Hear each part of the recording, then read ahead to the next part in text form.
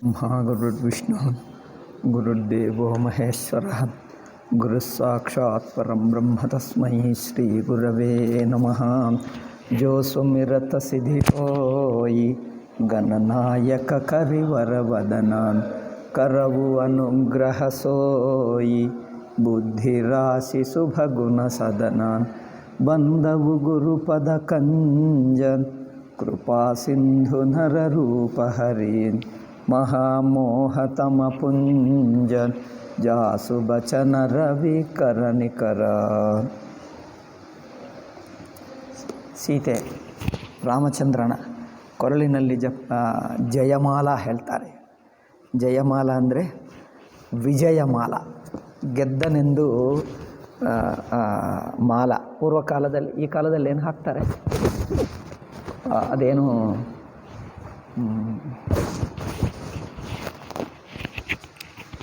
Olympic ಗೇಮ್ಸ್ನಲ್ಲಿ ಗೆದ್ದರೆ ಅವರನ್ನು ಮೇಲೆ ನಿಲ್ಲಿಸಿ ಏನೋ ಒಂದು ಕೊರಳಿನಲ್ಲಿ ಹಾಕ್ತಾರೆ ನೋಡಿ, ಒಂದು ದಾರ ಹಾಕಿ. ನಮ್ಮ ಭಾರತೀಯ ಸಂಸ್ಕೃತಿಯಲ್ಲಿ ಹೂಮಾಲೆ ಹಾಕುವುದು. ಆ ವಿದೇಶಿಯರಿಗೆ ಹೂಮಾಲೆ ಪದ್ಧತಿಯೇ ಇಲ್ಲ ಅಲ್ಲವೇ? ವಿದೇಶಿಯರು ಹೂಮಾಲೆ ಹಾಕ್ಕೊಂಡಿದ್ದು ಎಲ್ಲಿಯಾದರೂ ನೋಡಿದ್ದೀರ? ಅವರು ಹೂಮಾಲೆ ಹಾಕ್ಕೊಳ್ಳಲ್ಲ.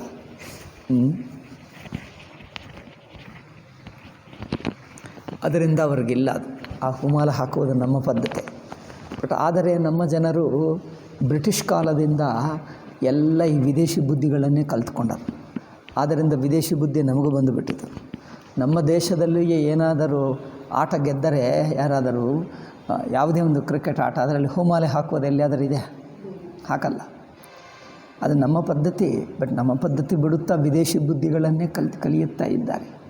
ಆದರೆ ಹೂಮಾಲೆ ಹಾಕುವುದೇ ಒಂದು ವಿಜಯ, ಅಂದರೆ ಗೆದ್ದವನನ್ನು ಆಧರಿಸುವುದು. ಜಯಮಾಲ ಅಂದರೆ ನೀನು ಇದನ್ನು ಗೆದ್ದಿದ್ದೀ ಎಂದು. ಅಷ್ಟೇ ಅಲ್ಲ, ಯಾರಿಗಾದರೂ ಅವಾರ್ಡು ಕೊಟ್ಟರೆ, ಪ್ರೆಸಿಡೆಂಟು ಅವಾರ್ಡು ಕೊಡುವುದು ಕೇಳಿದ್ದೀರಾ, ನೋಡಿದ್ದೀರಾ ಟಿ ವಿಯಲ್ಲಿ? ಈ ಸೆಲ್ಫೋನಲ್ಲಿ ನೋಡ್ತೀನಲ್ಲ, ಅವರು ಎಲ್ಲರೂ ಕೂತಿರ್ತಾರೆ. ಅವರು ಅಲ್ಲಿಂದ ನಡ್ಕೊಂಡು ಹೀಗೆ ಬಂದು ಎದುರಾಗಿ ನಿಂತಿರ್ತಾನೆ. ನಿಂತಿದ್ದರೆ ಏನು ಮಾಡ್ತಾನೆ, ಅವರಿಗೆ ಏನೋ ಒಂದು ಈ ಕೈಗೆ ಏನು ಬಟ್ಟೆಗೆ ಏನೋ ಹಾಕ್ತಾನೆ, ಹಾಕಿ ಏನೋ ಒಂದು ವಸ್ತು ಕೊಡ್ತಾರೆ, ಕಳಿಸ್ತಾರೆ. ಇದು ವಿದೇಶಿ ಬುದ್ಧಿ. ಹೂಮಾಲೆ ಹಾಕುವುದೇ ಇಲ್ಲ. ಸನ್ಮಾನ ಅಂದರೆ ಹೂಮಾಲ. ಆ ಪ್ರೆಸಿಡೆಂಟು, ಅಧ್ಯಕ್ಷರು ಇವರಿಗೆ ಪುಷ್ಪಮಾಲೆ ಹಾಕಬೇಕು, ಆವಾಗಲೇ ಅದು ಗೆದ್ದಂತೆ ಆಗುತ್ತದೆ. ಪುಷ್ಪಮಾಲನೇ ಇಲ್ಲ, ಅವರು ಸುಮ್ಮನೆ ಆಗಿ ಹಾಕ್ತಾನೆ ಅಷ್ಟೇ. ಇದೆಲ್ಲ ವಿದೇಶಿ ಬುದ್ಧಿ, ಎಲ್ಲ ವಿದೇಶಿ ಬುದ್ಧಿ. ಏನದು ಕಾನ್ವೊಕೇಷನ್ ಅಂದರೆ ಕಾಲೇಜಿಯಲ್ಲಿ ಅವರೇನಾದರೂ ಪಾಸಾದರೆ, ಡಿಗ್ರಿ ಪಾಸಾದರೆ ಕಾನ್ವೊಕೇಷನ್ ಮಾಡ್ತಾರೆ ನೋಡಿ. ಅದರಲ್ಲಿಯೂ ಇನ್ನೇನೋ ಕೊಡ್ತಾರೆ ಹೊರತು ಹೂಮಾಲೆ ಹಾಕುವುದೇ ಇಲ್ಲ.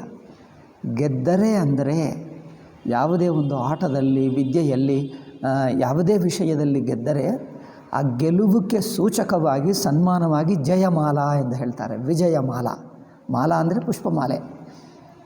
ವಿಜಯಮಾಲ ಹಾಕುವುದು ಪದ್ಧತಿ. ಜಯಮಾಲ ಇಲ್ಲ ಅಲ್ಲವೇ? ಪರೀಕ್ಷೆಯಲ್ಲಿ ಪಾಸಾದರೆ ಕಾನ್ವೊಕೇಷನಲ್ಲಿ ಏನೋ ಕೊಡ್ತಾರೆ, ಸರ್ಟಿಫಿಕೇಟ್ ಕೊಡ್ತಾರೆ, ಕಳಿಸ್ತಾರೆ. ಮತ್ತು ಇದು ಇಲ್ಲ, ಪುಷ್ಪಮಾಲ ಮೇನಿಲ್ಲ. ಯಾಕಂದರೆ ಇದು ನಮ್ಮ ಭಾರತೀಯ ಸಂಸ್ಕೃತಿ, ಅದು ಬಿಡುತ್ತಾ ಇದ್ದಾರೆ. ಹೂಮಾಲೆ ಎಲ್ಲ ರಾಜಕಾರಣಿಗಳಿಗೆ ಕೊಟ್ಟರು, ರಾಜಕಾರಣಿಗಳಿಗೆ ಕೊಡ್ತಾರೆ. ಮಿಕ್ಕ ಯಾವುದು ಬಿಟ್ಟುಬಿಟ್ರೆ, ಯಾಕಂದ್ರೆ ನಮ್ಮ ಸರ್ಕಾರ ಕಾನೂನು, ಸರ್ಕಾರ ಯಾವ ಕಾನೂನು, ಎಲ್ಲ ವಿದೇಶಿ ಬುದ್ಧಿ. ಸರ್ಕಾರ ಕಾನೂನು, ಸರ್ಕಾರ ಅಂದರೆ ವಿದೇಶಿ ಬುದ್ಧಿ ಆಗಿಬಿಟ್ಟಿತಾ. ಹಾಗೆ ಆಯಿತು. ಇದಾದ ನಂತರ ರಾಜರು ಏನು ತಿಳ್ಕೊಳ್ತಾರೆ? ರಾಜರು ಮೊದಲು ಬಂದಿರುವವರು ರಾಜರು ಎರಡು ಬಗೆ ಇರ್ತಾರೆ. ಸಜ್ಜನರು ಇದ್ದಾರೆ, ದುರ್ಜನರು ಇದ್ದಾರೆ. ಅವರೇನು ಮಾಡ್ತಾರೆ ನೋಡಿ. ತಬಸಿಯ ದೇಖಿ ಭೂಪ ಅಭಿಲಾಷೆ ಕ್ರೂರ ಕಪೂತ ಮೂಢ ಮನಮಾಖೆ. ತಬಸಿಯ ದೇಖಿ ಭೂಪ ಅಭಿಲಾಷೆ. ಅಲ್ಲಿರುವ ಭೂಪರು, ರಾಜರು ಸೀತೆಯನ್ನು ನೋಡಿ ಸೀತಾಭಿಲಾಷೆಯಿಂದ, ಸೀತೆ ನಮಗೆ ಬೇಕು ಎಂಬ ಆಶೆಯಿಂದ ಬಂದಿರುವವರು ಕ್ರೂರರು, ಕುಟಿಲರು, ಮೂಢರು, ಮನಮಾಖೆ. ಮನಸ್ಸಿನಲ್ಲಿ ಇಂಥ ಭಾವ ಇರುವವರು ಏನು ಹೇಳಿದ್ದಾರೆ? ಉಟ್ಟಿ ಪಹಿರಿಸನಾಹ ಅಭಾಗೆ ಜಹತಃ ಗಾಲ ಬಜಾವನಲಾಗೆ.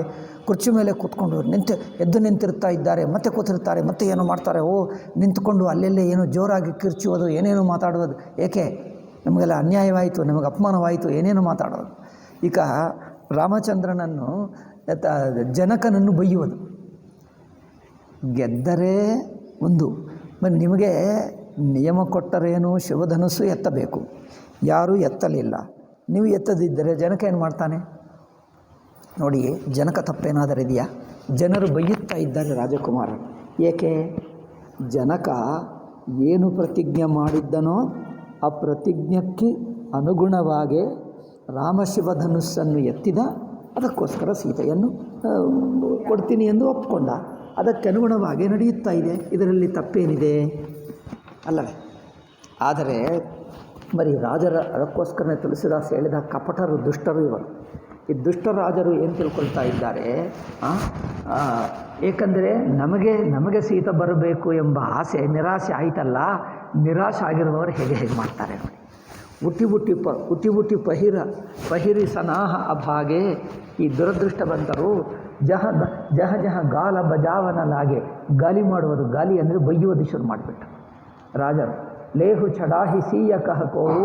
ಒಬ್ಬರು ಹೇಳಿದಂದರೆ ಸೀತೆಯನ್ನು ಭಯಂಕರವಾಗಿ ಬಲವಂತವಾಗಿ ಕಿತ್ಕೊಂಡು ಒಬ್ಬನು ಮಾತಾಡ್ತಾನೆ. ಒಬ್ಬ ರಾಜ ಬಲವಂತವಾಗಿ ಇಟ್ಕೊಳ್ಳೋಣ. ಏಕೆ? ದರಿ ಬಾಂಧವ ನೃಪ ಬಾಲಕದು. ಅಷ್ಟೇ ಅಲ್ಲ, ಈ ರಾಮ ಲಕ್ಷ್ಮಣನು ಆ ಸಣ್ಣ ಹುಡುಗರನ್ನು ಇಬ್ಬರನ್ನು ಏನದು ಹಟ್ಟಿ, ಅದಕ್ಕೆ ಏನು ಹೇಳಬೇಕಪ್ಪ ಕನ್ನಡದಲ್ಲಿ? ಬಾಂಧವು ಅಂದರೆ ಧರಿ ಬಾಂಧವು. ಹಿಡ್ಕೊಂಡು ಅವರನ್ನು ಬಂಧಿಸು ಅಂದರೆ ಅರೆಸ್ಟ್ ಮಾಡೋಕೆ ಏನು ಹೇಳ್ತಾರೆ? ಬಂಧಿಸುವುದೇ. ಆ ಈ ಇಬ್ಬ ಹುಡುಗರನ್ನು ಹಿಡ್ಕೊಂಡು ಅರೆಸ್ಟ್ ಮಾಡೋಣ ಎಂದು.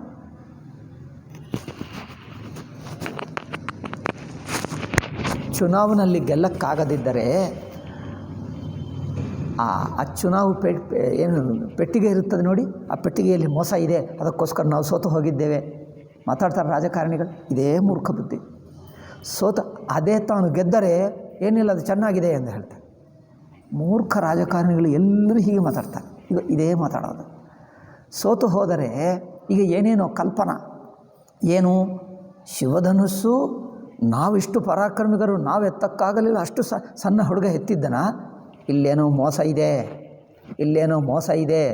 ನಾವಿಲ್ಲಿರುವಾಗ ಹುಡುಗನಿಗೋಸ್ಕರ ಏನೋ ಹಗುರವಾಗಿರುವ ಏನದು ಬಿದಿರಿನ ಧನುಸ್ಸಿಟ್ಟರೋ ಏನೋ, ನಮ್ಮದು ನಾವಿರುವಾಗ ಕಬ್ಬಿನದಿಟ್ಟು, ನಾವಿಲ್ಲಿ ನೋಡ್ತಾ ಇರುವಾಗ ತೆಗೆದು ಬಿಟ್ಟು ಅಲ್ಲೇ ಬಿದಿರಿನದಿಟ್ಟರೋ ಅಥವಾ ಏನೋ ಹುಲ್ಲಿನ ಧನುಸ್ಸಿಟ್ಟರೋ ಏನೋ, ಆ ಸಣ್ಣ ಹುಡುಗನಿಗೆ ಅನುಕೂಲವಾಗುವುದಕ್ಕೆ ಏನೋ ಮೋಸ ಇದೆ.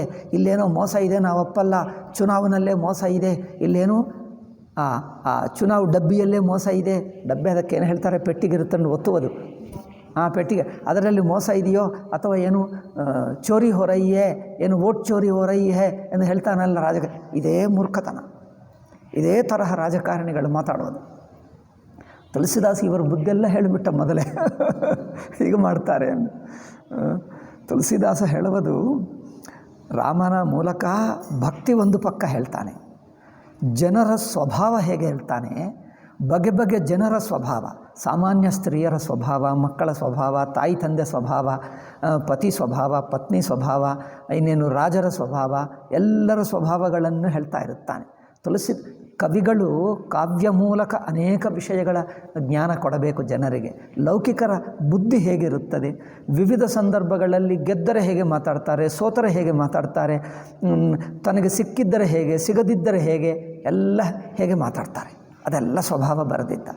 ಧರ್ಮ ಹೇಳ್ತಾನೆ, ಭಕ್ತಿ ಹೇಳ್ತಾನೆ. ಇದು ಇಷ್ಟೆಲ್ಲ ತುಳಸಿದಾಸ್ ಹೇಳ್ತಾನೆ. ಆದ್ದರಿಂದ ಅದಕ್ಕೋಸ್ಕರ ಉತ್ತರದಲ್ಲಿ ಬಹಳ ಪ್ರಸಿದ್ಧ. ಅಂಡ್ ಎಲ್ಲರೂ ಓದತಕ್ಕದ್ದೇ. ಸ್ವಲ್ಪ ನಿಧಾನವಾಗಿ ಯೋಚನೆ ಮಾಡಬೇಕು, ಬೇಗ ಅರ್ಜೆಂಟ್ ಮಾಡಬಾರ್ದು. ಒಂದೊಂದು ಅರ್ಥ ಏನು ಯೋಚನೆ ಮಾಡ್ತಾ ಇದ್ದರೆ ಇದೆಲ್ಲ ಗೊತ್ತಾಗ್ತದೆ. ಅದಕ್ಕೆ ನೋಡಿ, ಲೇಹು ಚಡಾಯಿ ಸೀಯ ಕಹಕೋವು ಅಂದ್ರೇನು? ಆ ಸೀತೆಯನ್ನು ಅವರನ್ನು ಕಿತ್ಕೊಂಡು ಒಬ್ಬರು ಹೇಳ್ತಾನೆ. ಇನ್ನೊಬ್ಬ ರಾಜಕುಮಾರ ಏನು ಹೇಳ್ತಾನೆ? ಆ ಇಬ್ಬರು ಸಣ್ಣ ಹುಡುಗರನ್ನು ಹಿಡ್ಕೊಂಡು ಬಿಡೋಣ, ಅವರನ್ನು ಅರೆಸ್ಟ್ ಮಾಡಿಬಿಡೋಣ. ಸಣ್ಣ ಹುಡುಗರು, ಇಲ್ಲೆಲ್ಲ ಮೋಸ ಇದೆ. ತೋರೆ ಧನುಷ ಚಾಡನಹಿ ಸರಯಿ, ಜೀವತ ಹಮಹಿ ಕುಮರಕೋ ಬರೈ. ಏನೋ ಪದ ಹೇಳಿದ್ದಾರೆ, ನನಗೆ ಅರ್ಥವಾಗಲಿಲ್ಲ. ಇದೇನು 265. ಒಂದು ಸೆಕೆಂಡ್, ಈಗಲೇ ಓದಿ ಹೇಳ್ತೀನಿ. 265.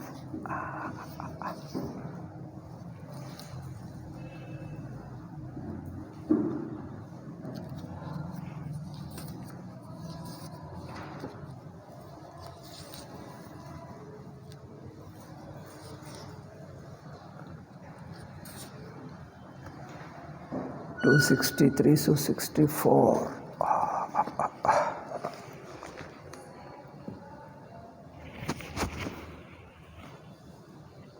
65 ಆದ ನಂತರ 66. ದೃಷ್ಟ್ವಾ ಸೀತಾಂ ತದಾ ಕೇಚಿನ್ ಲುಭ್ಯಂತಿ ಸ್ಮ ಮಹೀಭೃತಃ ದೃಷ್ಟಾಃ ಕುಪುತ್ರಾ ಮಹಾ ಮೂಢಾಶ್ಚ ಪ್ರಕ್ಷುಭ್ಯಸ್ಮಿನ್ ತತೆ ಹೃದಿ ಉತ್ಥಾಯೋತ್ಥಾಯ ವರ್ಮಾಣಿ ಧೃತ್ವಾ ತೇ ಭಾಗ್ಯವರ್ಜಿತಾಃ ಯತ್ರ ತತ್ರ ಪ್ರಾರಭಂತ ಕೇವಲಂ ಗಂಡಮಾದನಂ ಕೇಚಿತ್ ವದಂತಿ ಸ್ಮ ಸೀತಾ ವಿಮುಚ್ಯ ಪ್ರತಿಗೃಹ್ಯತಾಂ ಸಮಾಗೃಹ್ಯ ನಿಬಧ್ಯೇತಾಂ ನರಪುತ್ರಾವಭಾವಪಿ ಕೇವಲಂ ಧನುಷೋಭಂಗಾತ್ ನೇಚ್ಛಾಪೂರ್ಣ ಭವಿಷ್ಯತಿ. ಓಹೋ, ತೋರೇ ಧನುಷು ಚಾಡಿನ ಹಿ ಸರೈ. ಅದಾ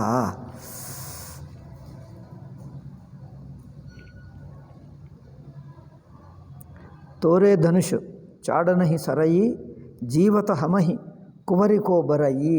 ತೋರೇ ಧನುಷ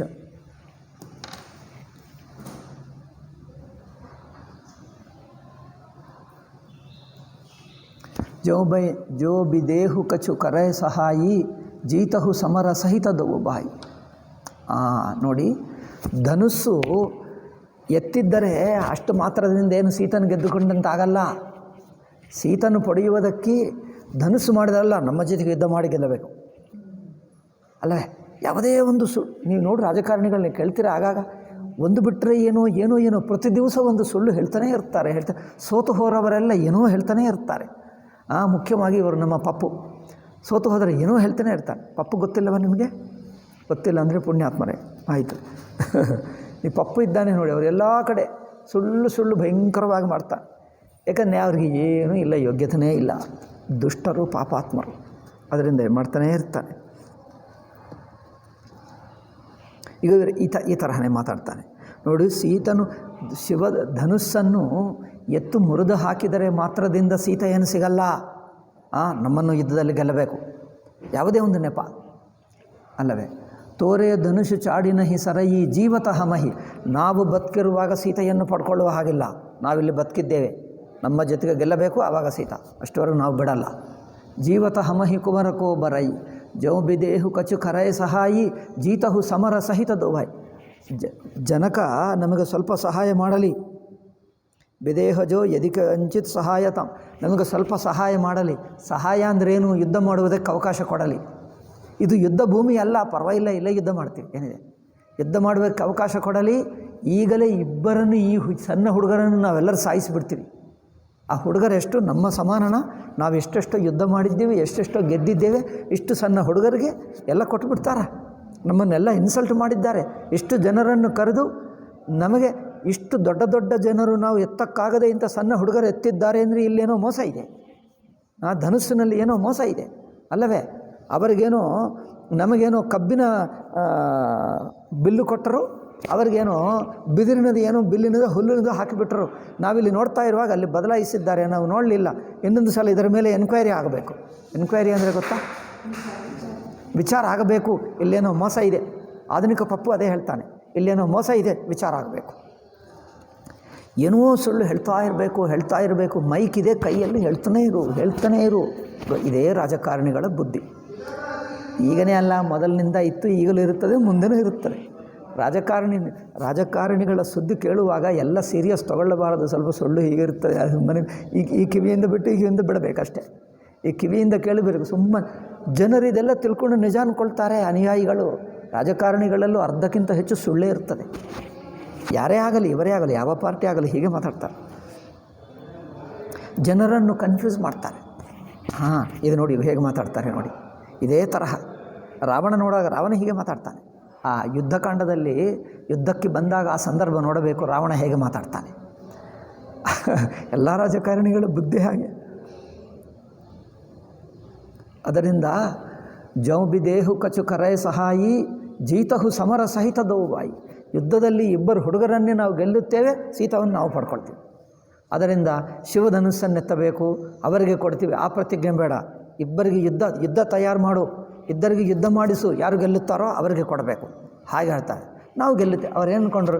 ಸಣ್ಣ ಹುಡುಗರಲ್ಲವೇ, ಅಲ್ಲೇನೋ ಮೋಸ ಇದೆ, ಅದರಿಂದ ನಾವು ಯುದ್ಧ ಅಂದರೆ ನಾವು ಗೆಲ್ಲುತ್ತೇವೆ. ಇದು ಯುದ್ಧ ಅಲ್ಲ, ಸುಮ್ಮನೆ ಧನುಸ್ಸು ಎತ್ತಿ ಅದಕ್ಕೆ ಹುಡುಗಿಯನ್ನು ಕೊಡ್ತೀವಿ ಅಂದರೆ ಅದು ಏನರ್ಥಪ್ಪ? ಯುದ್ಧ ಮಾಡಿಸಿ ಹುಡುಗಿಯನ್ನು ಕೊಡಬೇಕು. ಏಕೆಂದರೆ ಯುದ್ಧ ಮಾಡಲಿಲ್ಲವಲ್ಲ, ಅದರಿಂದ ಹೇಳ್ತಾರೆ.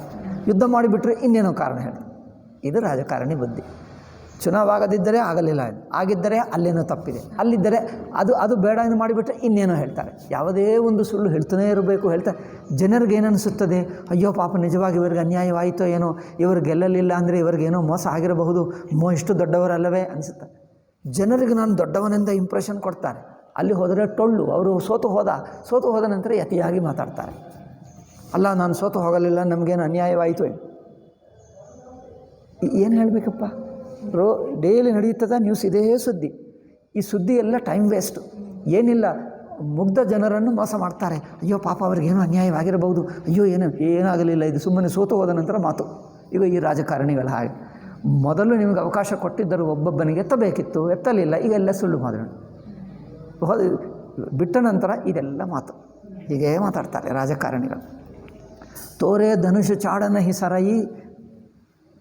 ಮಿಕ್ಕ ಜನರು ಪ್ರವಚನ ಕೇಳಿ ದೊಡ್ಡ ದೊಡ್ಡ ಪಂಡಿತರಿದ್ದಾರೆ ತುಳಸಿ ರಾಮಾಯಣದಲ್ಲಿ, ಅವರೆಲ್ಲರೂ ಅಲ್ಲಿರುವ ಕಥೆನೇ ಹೇಳ್ತಾರೆ. ನಾನು ಹೇಳಿದ್ದು ಈಗಿನ ಕಾಲದ ಜೀವನಕ್ಕೆ ಹೇಳ್ತೀನಿ ನಾನು, ಅಲ್ಲವೇ? ಅವ್ರಿಗೆ ಯಾರು ಗೊತ್ತಿಲ್ಲ, ಇದೆಲ್ಲ ಕಥೆ ಹೇಳ್ಕೊಂಡು ಹೋಗ್ತಾರೆ. ನಾನು ಹೇಳಿದ್ದರೆ ಈಗ ನಡೆಯುತ್ತಾ ಇದ್ದನ್ನೆಲ್ಲ ಹೇಳಿಬಿಡ್ತೀನಿ. ಆದ್ದರಿಂದ ಈ ತುಳಸಿ ರಾಮಾಯಣವನ್ನು ನಮ್ಮ ಜೀವನಕ್ಕೆ ಹೊಂದಿಸಿಕೊಳ್ಳುವುದು, ಈಗಿನ ಕಾಲಕ್ಕೆ ನಮ್ಮ ಜೀವನಕ್ಕೆ ಯಾವುದೇ ಮಹಾಭಾರತ ಹೇಳಲಿ, ರಾಮಾಯಣ ಹೇಳಲಿ, ಯಾವ ಶಾಸ್ತ್ರ ಹೇಳಲಿ, ನಾನು ಹೀಗೆ ಹೇಳ್ತೀನಿ. ಶಂಕರ ಭಾಷ್ಯ ಹೇಳುವಾಗಲೂ ಆಧುನಿಕದಲ್ಲಿ ಏನಾಗ್ತಾ ಇದೆ, ನಾನು ಸಂಸ್ಕೃತದಲ್ಲಿ ಪಾಠ ಹೇಳ್ತಾ ಇದ್ದೀನಿ. ಅದರಲ್ಲೆಲ್ಲ ಈಗಿನ ಕಾಲಕ್ಕೆ ಹೇಗೆ ಹೊಂದುತ್ತದೆ ಎಲ್ಲ ಚರ್ಚೆ ಮಾಡ್ತಾನೇ ಇರ್ತೀನಿ.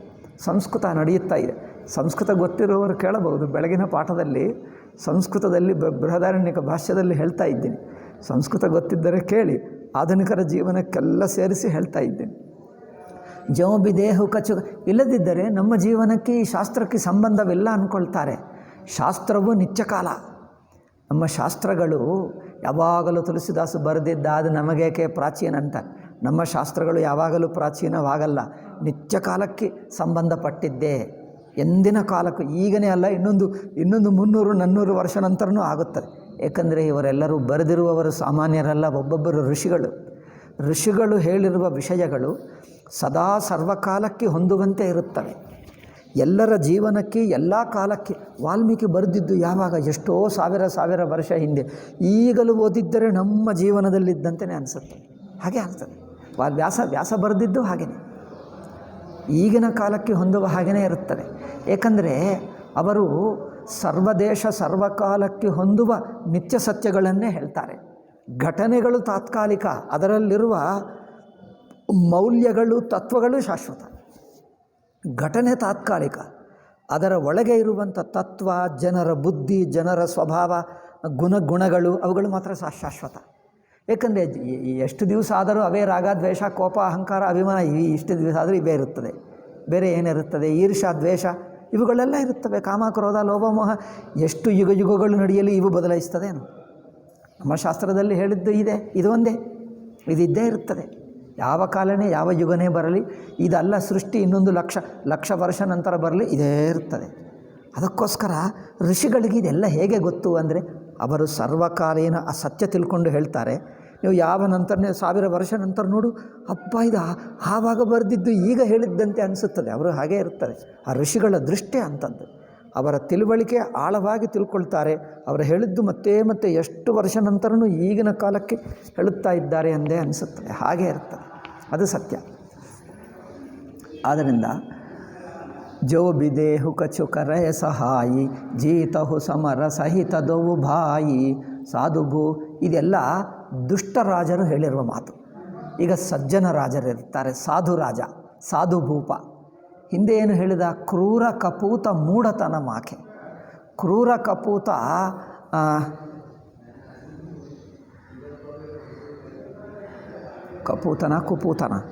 ಕಪೂತ ಓಹೋ ಕುಪುತ್ರನ ದೃಷ್ಟ್ವಾ ಕುಪುತ್ರ ಮೂಢಾಶ್ಚ ಪ್ರಕ್ಷುಭ್ಯಂತಿ ಸ್ಮತೆ ಹೃದಯ. ದುಷ್ಟರಾಜರನ್ನು ಹಿಂದೆ ಹೇಳಿದ, ಅವರು ಹೇಗೆ ಮಾತಾಡಿದ್ದಾರೆ. ತುಳಸಿದಾಸ್ ಪಾಪ ಮರ್ಯಾದಸ್ಥ ಸ್ವಲ್ಪನೇ ಹೇಳಿದ. ನಾನು ಆದರೆ ಈ ಪಪ್ಪು ಹೇಳಿರುವ ಮಾತುಗಳೆಲ್ಲ ಹೇಳ್ತೀನಿ ನಾನು. ಆಧುನಿಕ ನೀವು ಸುದ್ದಿಗಳಲ್ಲಿ ಪಪ್ಪು ಮಾತು ಕೇಳಿದರೆ ಇದೇ ಉದಾಹರಣೆ, ಇವನ್ನೇನು ಬೇಕಾಗಿಲ್ಲ ಅಲ್ಲವೇ? ಆಧುನಿಕ ರಾಜಕಾರಣಿಗಳು ಜನರು ಹೇಳ್ತಾರೆ ಅದೆಲ್ಲ ರಾಜಕಾರಣಿ, ನೀವೇಕೆ ನೋಡ್ತಾ ಇದ್ದೀರಿ, ಅದೆಲ್ಲ ಏಕೆ ನಿಮಗೆ ಸುದ್ದಿ? ಅವರ ರಾಜಕಾರಣಿ ನಮಗೇನು ಬೇಡ, ಅದರಲ್ಲಿರುವಂಥ ಜನರ ಬುದ್ಧಿ ಗೊತ್ತಾಗ್ತದೆ, ಮನುಷ್ಯರ ಸ್ವಭಾವ, ವಿವಿಧ ಸಂದರ್ಭದಲ್ಲಿ ಮನುಷ್ಯ ಹೇಗೆ ನಡ್ಕೊಳ್ತಾನೆ, ಮನುಷ್ಯರ ಬುದ್ಧಿ ಹೇಗಿರುತ್ತದೆ, ಅದು ಬೇಕು ನಮಗೆ. ಇವರು ಏನು ಹೇಳಿದರೆ ನಮಗೇಕೆ? ಮನುಷ್ಯರ ಬುದ್ಧಿ, ಮನುಷ್ಯರ ಸ್ವಭಾವ ಹೇಗಿರುತ್ತದೆ, ಧರ್ಮಾತ್ಮರು ಹೇಗೆ ಮಾತಾಡ್ತಾರೆ, ಆ ಪಹಲ್ಗಾಮ್ನಲ್ಲಿ ಆ ಟೆರರಿಸ್ಟ್ಗಳು ಮಾಡಿದಾಗ ಹೇಗೆ ಮಾತಾಡಿದ್ದಾರೆ ನೋಡಿ, ಸರ್ಕಾರ ಮಾಡಿದ್ದನ್ನು ಹೇಗೆ ಉಲ್ಟಾ ತಿರುಚಿ ಮಾತಾಡ್ತಾರೆ ನೋಡಿ. ಇದೇ ಬುದ್ಧಿ ಏನು ನೋಡಲಿಲ್ಲವ? ಇದೆ. ಈ ರಾಜಕಾರಣಿಗಳು ಹಾಗೆ, ಆ ರಾಜರು ಹೇಗಿದ್ದಾರೆ ಇವರಿಗೇ ಮಾತಾಡ್ತಾ ಇದ್ದಾರೆ. ಇದೇ ಬುದ್ಧಿ. ಇನ್ನೂ ಸ್ವಲ್ಪ ನೋಡು, 5 ನಿಮಿಷಕ್ಕೆ, ಇವತ್ತು ಟೈಮ್ ಇದೆ ಆಗುತ್ತದೆ, ಈ 10 ನಿಮಿಷಕ್ಕೆ ನೋಡು ಮತ್ತೆ ಈ ರಾಜರು ಹೇಗೆ ಬದಲಾಯಿಸ್ತಾರೆ. ಈಗಲ್ಲ, ಸ್ವಲ್ಪ ಪರಶುರಾಮ ಬರಲಿ, ಈ ರಾಜಗಾರರ ಬುದ್ಧಿ ಏನಾಗ್ತದೆ ಬದಲಾಯಿಸ್ತದೆ ನೋಡಿ. ಪರಶುರಾಮ ಬರಲಿ, ಈ ರಾಜರೆಲ್ಲ ಮತ್ತೆ ಉಲ್ಟಾ ಮಾತಾಡ್ತಾರೆ ಉಲ್ಟಾ ಮಾತಾಡ್ತಾರೆ.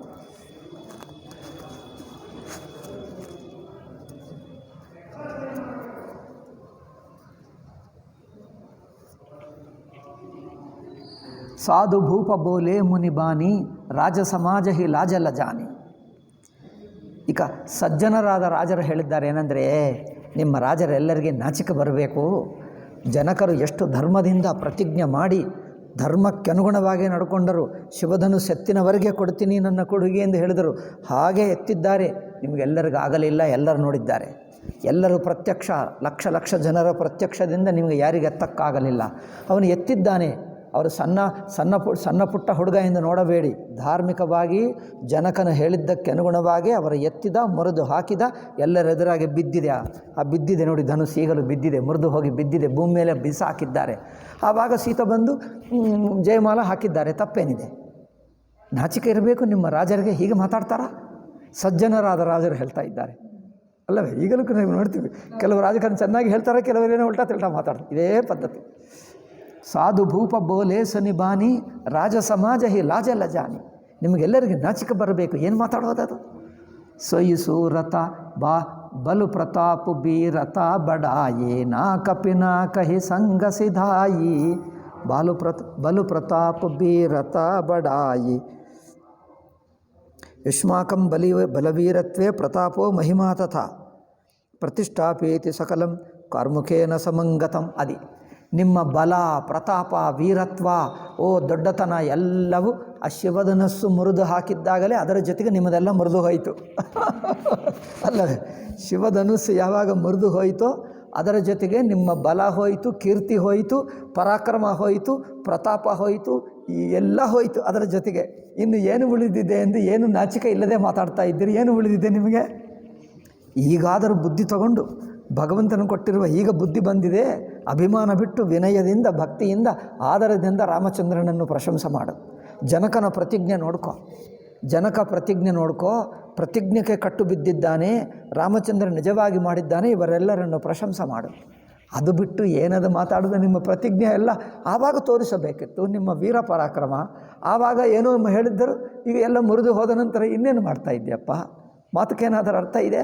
ಚುನಾವಣೆಯಲ್ಲಿ ಹೇಳಬೇಕಿತ್ತು, ಸೋತು ಹೋದ ನಂತರ ಅಲ್ಲೆಲ್ಲ ಏನೋ ಮೋಸ ಆಯಿತು, ಪಪ್ಪು ಮಾತಾಡ್ತಾನೆ ನೋಡಿ. ಹೀಗೆ ಇರ್ತದೆ, ಇದೇ ಬುದ್ಧಿ. ಬಲು ಪ್ರತಾಪು ವೀರತಾ ಬಡಾಯಿ ನಾಕಪಿ ಈ ಶಿವನ ಧನುಸ್ಸು ಜೊತೆಗೆ ಹೋಯಿತು. ನಾಕಪಿ ಸಂಗಸಿಧಾಯಿ, ಶಿವನ ಈ ಧನುಸ್ಸು ಜೊತೆಗೆ ಹೋಯಿತು. ಶಿವಧನುಸ್ಸು ಮುರಿದು ಹೋಯಿತು, ನಿಮ್ಮದೆಲ್ಲ ಇದರ ಜೊತೆಗೆ ಹೋಯಿತು. ಸೊಯ್ ಸೂರತಾಕಿ ಅಬಕಹು ಪಾಯಿ. ಆ ಶೂರತ್ವ ಈಗ ಮತ್ತೆ ನೀವು ಶೂರರಾಗಿ ಮಾತಾಡ್ತಾ ಇದ್ದೀರಿ. ಮತ್ತೆ ಎಲ್ಲಿಂದ ಬಂತು ನಿಮಗೆ ವೀರತ್ವ? ಈ ವೀರತ್ವ, ಈ ಪರಾಕ್ರಮ ಮತ್ತೆ ಎಲ್ಲಿಂದ ತಗೊಂಡು ಬಂದಿದ್ದೀರಿ? ಅದು ಹೋಯ್ತಲ್ಲ ಅದರ ಜೊತೆಗೆ, ಎಲ್ಲಿಂದ ತಂದಿದ್ದೀರಿ? ಇದೆಲ್ಲ ಫೇಕ್ ಅಲ್ಲವೇ? ಸೊಯ್ ಸೂರತಾಕಿ ಅಬಕಹು ಪಾಯಿ ಹಸಿ ಬುದ್ಧಿ ತವ ಬುದ್ಧಿ ಮೊಹಸಸಿಲಾಯಿ. ಇನ್ನೂ ಬುದ್ಧಿ ಇದೆ, ಮಾತಾಡ್ತಾ ಇದ್ದೀರಿ ನಿಮಗೆ. ದುರ್ದೀವೋ ತ್ಯತ ಏವೇಶಂ ಧಾತ್ರಾಲೇಪಿ ಮುಖೇ ಮಸಿ. ನಿಮ್ಮ ಬುದ್ಧಿ ಮೇಲೆ ಭಗವಂತ ಮಸಿ ಹಾಕಿದ್ದಾನೆ. ಮಸಿ ಅಂದರೆ ಇಂಕು ಹಾಕಿಬಿಟ್ಟ. ನಿಮ್ಮ ಬುದ್ಧಿ ಮೇಲೆ ಬ್ರಹ್ಮದೇವ ಇಂಕಕ್ಕೇನು ಹೇಳ್ತಾರೆ? ಶಾಯಿ ಹೇಳ್ತಾರ? ಅಲ್ಲ, ಶಾಯಿ ಹೇಳ್ತಾರೆ. ಹೌದು, ಶಾಯಿ ಹಾಕಿದ್ದ ನಿಮ್ಮ ಬುದ್ಧಿ ಮೇಲೆ. ಆದರೂ ಮಾತಾಡ್ತಾ ಇದ್ದೀರಿ, ಏನು ಧೈರ್ಯ ನಿಮಗೆ? ದೇಖಹು ರಾಮಹಿ ನಯನ ಭರಿ. ನಿಜವಾಗಿ ಬುದ್ಧಿ ಇದ್ದರೆ ನೋಡ ಆ ಪರಾಕ್ರಮ ಯಾವ ರಾಜನು ಮಾಡದೇ ಇರುವಂಥದ್ದು. ಈ ಚಿಕ್ಕ ವಯಸ್ಸಿನಲ್ಲೇ 14ನೆಯ ವಯಸ್ಸಿನಲ್ಲೇ 14-15ಕ್ಕೆ ಈಗ ಮಾಡಿದ. ಇನ್ನೂ 30 ವರ್ಷ ಬಂದರೆ ಪರಾಕ್ರಮ ಎಷ್ಟಾಗಬಹುದು? ಯಾರೇ ನೋಡಿ, ಸಣ್ಣ ಮಗು ಮಾಡಿದ 15 ವರ್ಷಕ್ಕೆ ಮಾಡಿದ್ದು 30 ವರ್ಷಕ್ಕೆ ಇವರಿಗಿಂತ ಡಬಲ್ ಆಗುತ್ತಾನೆ. ನಿಮ್ಮ ವಯಸ್ಸಿಗೆ ಬಂದರೆ ನಿಮ್ಮಂಥವರನ್ನು 10 ಜನರನ್ನೇ ಸೋಲಿಸ್ತಾನೆ. ಈ ವಯಸ್ಸಿನಲ್ಲೇ ಸೋಲಿಸಿದ ಅವರು ಸಾಮಾನ್ಯ ಮನುಷ್ಯನಲ್ಲ. ಧನುಸ್ಸು ಸಾಮಾನ್ಯವಲ್ಲ, ಸಾಕ್ಷಾತ್ ಶಿವಂದೇ. ಇದು ಶಿವಧನುಸ್ಸೇ ಎತ್ತಿದ ಅಂದರೆ ಅವರು ಬಂದಿದ್ದು ಯಾರೋ ಸಾಮಾನ್ಯರಲ್ಲ, ಮನುಷ್ಯ ರೂಪದಲ್ಲಿದ್ದಾರೆ. ಯಾವುದೇ ಒಂದು ದೇವತಾಂಶ ಸಂಭೂತರೇ ಸಾಮಾನ್ಯ ಮನುಷ್ಯರಲ್ಲ. ಯಾರೋ ದೇವತಾ ಅನುಗ್ರಹ ಇರುವಂಥ ಋಷಿ ಇರಬೇಕು, ಯಾವುದೋ ತಪಸ್ವಿ ಆಗಬೇಕು, ಯಾರೋ ದೇವತಾ ಅಂಶ ಇರಬೇಕು, ಅಥವಾ ಸಾಕ್ಷಾತ್ ಪರಮಾತ್ಮನೇ ಆಗಬೇಕು, ಅಲ್ಲವೇ?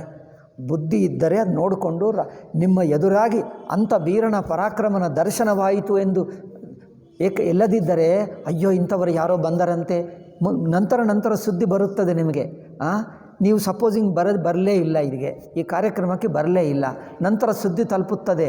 ಯಾರು ಎತ್ತಕ್ಕಾಗದೇ ಇರುವಂಥ ಶಿವಧನುಸ್ಸನ್ನು ಒಬ್ಬ ಹುಡುಗ ಬಂದು ಎತ್ತಿದ, ಸೀತೆಯನ್ನು ಪಡ್ಕೊಂಡ ಅಂದರೆ ಅಬ್ಬಾ ಯಾರು ಅಷ್ಟು ಪರಾಕ್ರಮಿಗಳ, ಅಯ್ಯೋ ನಾನು ಇರಬೇಕಿತ್ತೆ, ನಾವು ನೋಡಬೇಕಿತ್ತೆ ಎಂದು ನಿಮಗೆ ಆವಾಗ ಪಶ್ಚಾತ್ತಾಪ ಆಗ್ತದೆ. ಇಲ್ಲಿ ಬಂದು ನೋಡಿದ್ದರಲ್ಲ ಜನ್ಮ ಧನ್ಯ ಅಂದ್ಕೊಂಡು ಅದೆಲ್ಲ ಬಿಟ್ಟು ಏನು ಮಾತಿದು?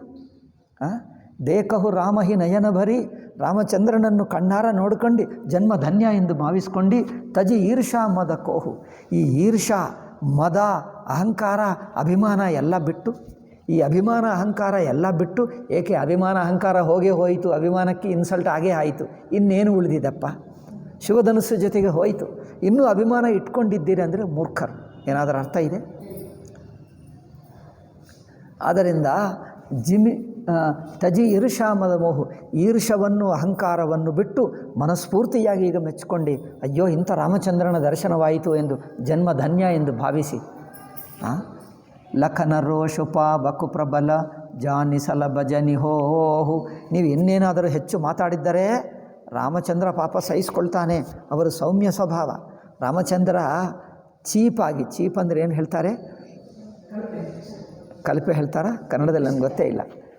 ಚೀಪ್ ಮನುಷ್ಯನ ಹಾಗೆ ಮಾತಾಡಲ್ಲ, ಚೀಪ್ ಮನುಷ್ಯನ ಹಾಗೆ ಮಾತಾಡಲ್ಲ. ಲಕ್ಷ್ಮಣ ಮಾತ್ರ ಸಣ್ಣಕ್ಕೆ ಕೋಪ ಮಾಡ್ತಾನೆ. ಲಕ್ಷ್ಮಣ ಕೋಪ ಮಾಡಿ ನೀವು ಏನಾದರೂ ಬೈದರೆ ಅದು ಲಕ್ಷ್ಮಣಕ್ಕೆ ಕೇಳಿಸಲಿಲ್ಲವೋ ಏನೋ, ಬಂದರೆ ಇಲ್ಲಿಗೆ ಬಂದು ನಿಮ್ಮನ್ನು ಏನದು ನಿಮ್ಮ ಜುಟ್ಟು ಏನು ಕೂದಲು ಹಿಡ್ಕೊಂಡು ಹೋಗಿ ಅಲ್ಲಿ ಎಲ್ಕೊಂಡು ಹೋಗಿ ಅಲ್ಲೇ ಹೊಡೆದು ಸಾಯಿಸ್ತಾನೆ ನಿಮ್ಮನ್ನು. ಲಕ್ಷ್ಮಣನ ಕೇಳಲಿಲ್ಲವೋ ಏನೋ, ರಾಮಚಂದ್ರ ಕೇಳಿದ್ರದ್ದು ಸಹಿಸ್ಕೊಳ್ತಾನೆ ಬಿಡು ಎಂದು ಸುಮ್ಮನೆ. ಏಕೆಂದರೆ ಸಣ್ಣ ಅದೇನೂಪ್ಪ ಚಿಡಿಯಾಕೇನು ಹೇಳ್ತಾರೆ? ಗುಬ್ಬಚ್ಚಿ ಮೇಲೆ ಬ್ರಹ್ಮಾಸ್ತ್ರ ಪ್ರಯೋಗ ಬೇಕೇ? ರಾಮಚಂದ್ರನಂತವನ್ನು ನಿನ್ನಂಥ ಸಣ್ಣ ಪುಟ್ಟ ಜನರಿಗೆ ರಾಮಚಂದ್ರ ಬಂದು ಮಾಡಬೇಕಾ? ಲಕ್ಷ್ಮಣ ಸಾಕು ನಿಮಗೆ. ಲಕ್ಷ್ಮಣನ ಒಂದು ಸಲ ಒಂದು ಮುಷ್ಟಿಯಿಂದ ಹೊಡೆದರೆ ಈ ಇಡೀ ಜೀವನ ನೆನಪಿರುತ್ತದೆ, ಇನ್ನೊಂದು ಸಲ ಮಾತಾಡಲ್ಲ ನೀವು. ಅದರಿಂದ ಆ ಲಕ್ಷ್ಮಣನ ಪೆಟ್ಟನ್ನು ತಿನ್ನದೇ ಸುಮ್ಮನೆ ಸಹಿಸ್ಕೊಂಡು ಸುಮ್ಮನೆ ಕೂತಿರು, ಹೆಚ್ಚು ಮಾತಾಡಬೇಡ ಎಂದು ಈ ರಾಜರು ಹೇಳ್ತಾ ಇದ್ದಾರೆ. ಹೆಚ್ಚು ಮಾತಾಡಬೇಡ. ಲಖನ ರೋಷು ಪಾವಕು ಪ್ರಬಲ, ಲಕ್ಷ್ಮಣನ ಕೋಪ ದೊಡ್ಡದು, ಅಗ್ನಿ ಆಗಿರುತ್ತದೆ, ಆ ಅಗ್ನಿಗೆ ಒಳಗಾಗಬೇಡಿ. ಜಾನಿ ಸಲಭ ಜನಿ ಹೋಹು, ಅದರಿಂದ ಅದು ತಿಳ್ಕೊಂಡು ಶಲಭ ಇರುತ್ತದೆ ಅನ್ನೋ ಆ ಅಗ್ನಿಗೆ ಹುಳ ಇರುತ್ತದೆ ನೋಡಿ, ಅಗ್ನಿ ಹುಳ. ಆ ಅಗ್ನಿ ಹುಳ ಈ ದೀಪಕ್ಕೆ ಬರುತ್ತದೆ ನೋಡಿ. ಪೂರ್ವಕಾಲದಲ್ಲಿ ಅಗ್ನಿ ಇರುವಾಗ ಅಗ್ನಿ ಮೇಲಕ್ಕೆ ಬರುತ್ತಿತ್ತು.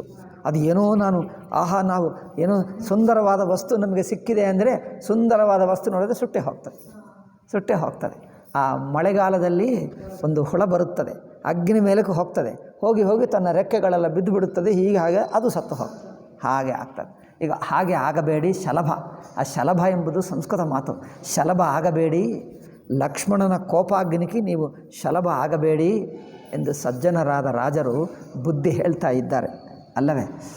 ಬೈನತೇಯ ಬಲಿ ಜಿಮಿಚಹ ಕಾಗು ಜಿಮಿಸಸಿಚಹ ನಾಗ ಅರಿಭಾಗು. ಗರುಡನ ಕೈಗೆ ಹಾವಿನ ಹಾಗೆ ಸಿಕ್ಕಾಕ್ಕೊಳ್ಳಬೇಡಿ. ಗರುಡ ಎಲ್ಲಾದರೂ ಕಂಡು ಬಂದರೆ ನೀವು ಹಾವು ಇಷ್ಟು ದೊಡ್ಡ ಹಾವನಿದೆ, ಗರುಡ ಹಿಡ್ಕೊಂಡರೆ ನಿಮ್ಮದು ಏನು ನಡೆಯಲ್ಲ, ಕ್ಷಣ ಮಾತ್ರದಲ್ಲಿ ನಿಮ್ಮ ಪ್ರಾಣ ತೆಗೆದು ಬಿಡ್ತಾನೆ. ಜಿಮಿಸಸು ಚಹೆ ನಾಗ ಅರಿಭಾಗು ಜಿಮಿಚಹ ಕುಶಲ ಅಕಾರ ನ ಕೋಹಿ ಸಬ ಸಂಪದ ಚಹೆ ಶಿವದ್ರೋಹಿ. ನೀವು ಶಿವದ್ರೋಹಿಗಳಾಗಿ ಸಂಪದ ಬೇಕು ಎಂದು ಕೇಳ್ಕೊಡ್ತೀರಾ? ಲೋಭಿ ಲೋಲುಪ ಕಲಕಿ ರಥ ಚಹಯಿ ಅಕಲಂಕತ ಅಕಿ ಕಾಮೀಲಹಯಿ. ಲೋಭಿ, ಅವರೆಲ್ಲರೂ ಲೋಭಿಗಳು, ಮೋಸ ಮಾಡಿ ಅನ್ಯಾಯ ಮಾಡಿ ಕಲಂಕವನ್ನು ಹೇಗೆ ಪಡ್ಕೊಳ್ತಾರೋ ಅಂಥದ್ದು ಪಡ್ಕೊಳ್ಳಬೇಡಿ. ಹರಿಪದ ವಿಮುಖ ಪರಮಗತಿ ಚಾಹ. ವಿಷ್ಣು ಸಾಕ್ಷಾತ್ತು ರಾಮಚಂದ್ರ ಇಲ್ಲೇ ಇದ್ದಾನೆ. ವಿಷ್ಣುವಿಗೆ ವಿರೋಧಿಗಳಾಗಿ ಸಾಕ್ಷಾತ್ತು ಭಗವಂತನಿಗೆ ವಿರೋಧಿಗಳಾಗಿ ಏನಾದರೂ ಜೀವನದಲ್ಲಿ ಒಳ್ಳೆಯದು ಸಾಧಿಸ್ತೀನಿ ಅಂದ್ಕೊಂಡಿದ್ದೀರಾ? ಏನು ಸಿಗ್ತದೆ ನಿಮಗೆ? ಸಾಕ್ಷಾತ್ತು ರಾಮಚಂದ್ರನೇ ಎದುರಾಗಿದ್ದಾನೆ. ಅವರನ್ನು ನೋಡಿ ಏನೇನೋ ಮಾತಾಡಿ ನಿಮಗೆ ಪುಣ್ಯ ಬರುತ್ತದ, ಸದ್ಗತಿ ಬರುತ್ತದ, ಸ್ವರ್ಗ ಸಿಗ್ತದ, ಲೋಕದಲ್ಲಿ ಕೀರ್ತಿ ಬರುತ್ತದೆ ಅಂದ್ಕೊಂಡಿದ್ದೀರಾ? ಆ ಕೀರ್ತಿ ಎಲ್ಲ ಹೋಯಿತು. ಇನ್ನು ಹೊಸ ಪಾಪ ಸಂಪಾದಿಸಿಕೊಳ್ಳಬೇಡಿ. ಸೋತು ಹೋಗಿದ್ದಕ್ಕೆ ಸುಮ್ಮನೆ ಕೂತಿರಿ, ನಿಮಗೆ ಜನರು ಸನ್ಮಾನ ಮಾಡ್ತಾರೆ. ಸುಮ್ಮನೆ ಕೂತಿದ್ದಕ್ಕೆ ಸಾಕು, ಅದೇ ದೊಡ್ಡ ಸನ್ಮಾನ ನಿಮಗೆ, ಇನ್ನೇನು ಬೇಡ. ಹರಿಪದ ವಿಮುಖ ಪರಮಗತಿ ಚಾಹ ತಸತು ಮಾರ ಲಾಲಚು ನರನಾಹ. ಹಾಗಿದೆ ನಿಮ್ಮ ಲೋಭ ಎಂದು ಹೇಳಿದ್ದಾರೆ. ಕೋಲಾಹಲು ಸುನಿಸಿ ಯಸಕಾನಿ. ಈಗ ಈ ಕೋಲಾಹಲೆಲ್ಲ ಕೇಳಿ ಏನು ಸಖಿ ಲವಾಯಿ ಗಯಿ ಜಹರಾನಿ, ಅಷ್ಟರಲ್ಲೇ ಈ ಕೋಲಾಹಲ ನೋಡಿ ಇವರೇಲೋ ಈ ರಾಜಕುಮಾರರುಗಳು ಏನೇನೋ ಗಲಾಟೆ ಮಾಡ್ತಾ ಇದ್ದಾರೆ. ಈಗ ಜನಕ ನೋಡಿಕೊಂಡು ಇವರಿಗೆ ಏನು ಬುದ್ಧಿ ಹೇಳಬೇಕೋ, ಏಕೆಂದರೆ ಅವರೆಲ್ಲ ಗಂಡಸರ ಕೆಲಸ ಅವರು ನೋಡ್ಕೊಳ್ತಾರೆ. ಸೀತಾ ಇಲ್ಲಿ ಏನು ಮಾಡ್ತಾರೆ ಎಂದು ಸೀತಾ ತಾಯಿ ಬಂದು ಸಖಿಗಳನ್ನು ಕಳಿಸಿ ಸೀತೆಯನ್ನು ಹೊರಗೆ ಕಲ್ಕೊಂಡು ಹೋದರು. ಅಷ್ಟೇ. ಕೋಲಾಹಲು ಸುನಿಸೀಯ ಸಖಾನಿ ಸಖೀಲವಾಯಿ ಗಯಿ ಜಹರಾನಿ. ಸೀತೆಯನ್ನು ಆ ಸಖಿಗಳೆಲ್ಲ ಇವರೇನೋ ಯುದ್ಧ ಮಾತಾಡ್ತಾ ಇದ್ದಾರೆ, ಇದು ಅವ್ರ ಮಾತು. ಅದರಿಂದ ಸೀತೆಯನ್ನು ಕರ್ಕೊಂಡು ಹೋಗಿ ತನ್ನ ರಾಣಿ ಅಂದರೆ ತಾಯಿ ಹತ್ತಿರ ಹೋಗಿ ಅಲ್ಲಿ ನಿಲ್ಲಿಸಿಬಿಟ್ಟರು. ರಾಮ ಸುಭಾಯ ಚಲೆ ಗುರುಪಾಹಿ. ರಾಮ ಮಾತ್ರ ಏನು ಗಲಾಟೆ ಏನು ಮಾಡದೆ ಏನೇನೋ ಮಾತಾಡಿದ್ದನ್ನು ಕಿವಿಯಲ್ಲಿ ಕೇಳಿಸ್ಕೊಂಡಿಲ್ಲ. ಏಕೆಂದರೆ ಕೇಳಿಸ್ಕೊಂಡರೆ ಇವರೇನು ಸಣ್ಣ ವ್ಯಕ್ತಿಗಳು, ಜೋರಾಗಿ ಮಾತಾಡ್ತಾರೆ. ಏನಾದರೂ ಹೇಳೋಣ ಅಂದರೆ ಕೇಳಲ್ಲ, ಯುದ್ಧಕ್ಕೆ ಬಾ ಅಂದರೆ ಹೆದರ್ಕೊಳ್ತಾರೆ, ಸುಮ್ಮನೆ ಮಾತಾಡ್ತಾರೆ. ಇದೇನಾಗ್ತದೆ ಅಂದರೆ ಸಣ್ಣ ವ್ಯಕ್ತಿ ಮೇಲೆ ಜಗಳ ಮಾಡಿದ್ದಂತೆ ಆಗುತ್ತದೆ ಅಲ್ಲವೇ? ಒಂದು ಗುಬ್ಬಚ್ಚಿ ಮೇಲೆ ಒಂದು ದೊಡ್ಡ ಕೋಲು ಹಿಡ್ಕೊಂಡು ಹೋದರೆ ಗುಬ್ಬಚ್ಚಿಗೆ ಏನಾದರೂ ಆಗ್ತದೆ, ಅದು ಸುಮ್ಮನೆ ಓಡಿ ಹೋಗ್ತದೆ, ಏನಿಲ್ಲ ಅದು. ಆದ್ದರಿಂದ ಈ ಸಣ್ಣ ವಿಷಯ ಮೇಲೆ ಕೇಳಿಸ್ಕೊಳ್ಳಬಾರದು ಎಂದು ರಾಮ ಸುಮ್ಮನೆ ಏನಾಗದಂತೆ ಸರಳವಾಗಿ ಸಹಜವಾಗಿ ನಡ್ಕೊಂಡು ಹೋಗಿ ಗುರು ಹತ್ತಿರ ಹೋಗಿ ತನ್ನ ವಿಶ್ವಾಮಿತ್ರನ ಹತ್ತಿರ ಹೋಗಿ ಕುಳಿತುಕೊಂಡ. ರಾಮ ಸುಭಾಯ ಚಲೆ ಗುರುಪಾಹಿ ಸಿಯಸನೇಹು ಬರನತ ಮನಮಾಹಿ. ಸೀತಾ ಪ್ರೇಮೆಯನ್ನು ಮನಸ್ಸಿನಲ್ಲಿ ನೆನಪಿಸ್ಕೊಳ್ತಾ ಹೋದರಂತೆ. ಸೀತಾ ಪ್ರೇಮ ಎಲ್ಲಿ ಕಂಡು ಬಂತು? ಅದು ಹೇಳಿದ್ದಾರಲ್ಲ, ಪಾದ ಮುಟ್ಟುವುದಕ್ಕೆ ಅವಳಿಗೆ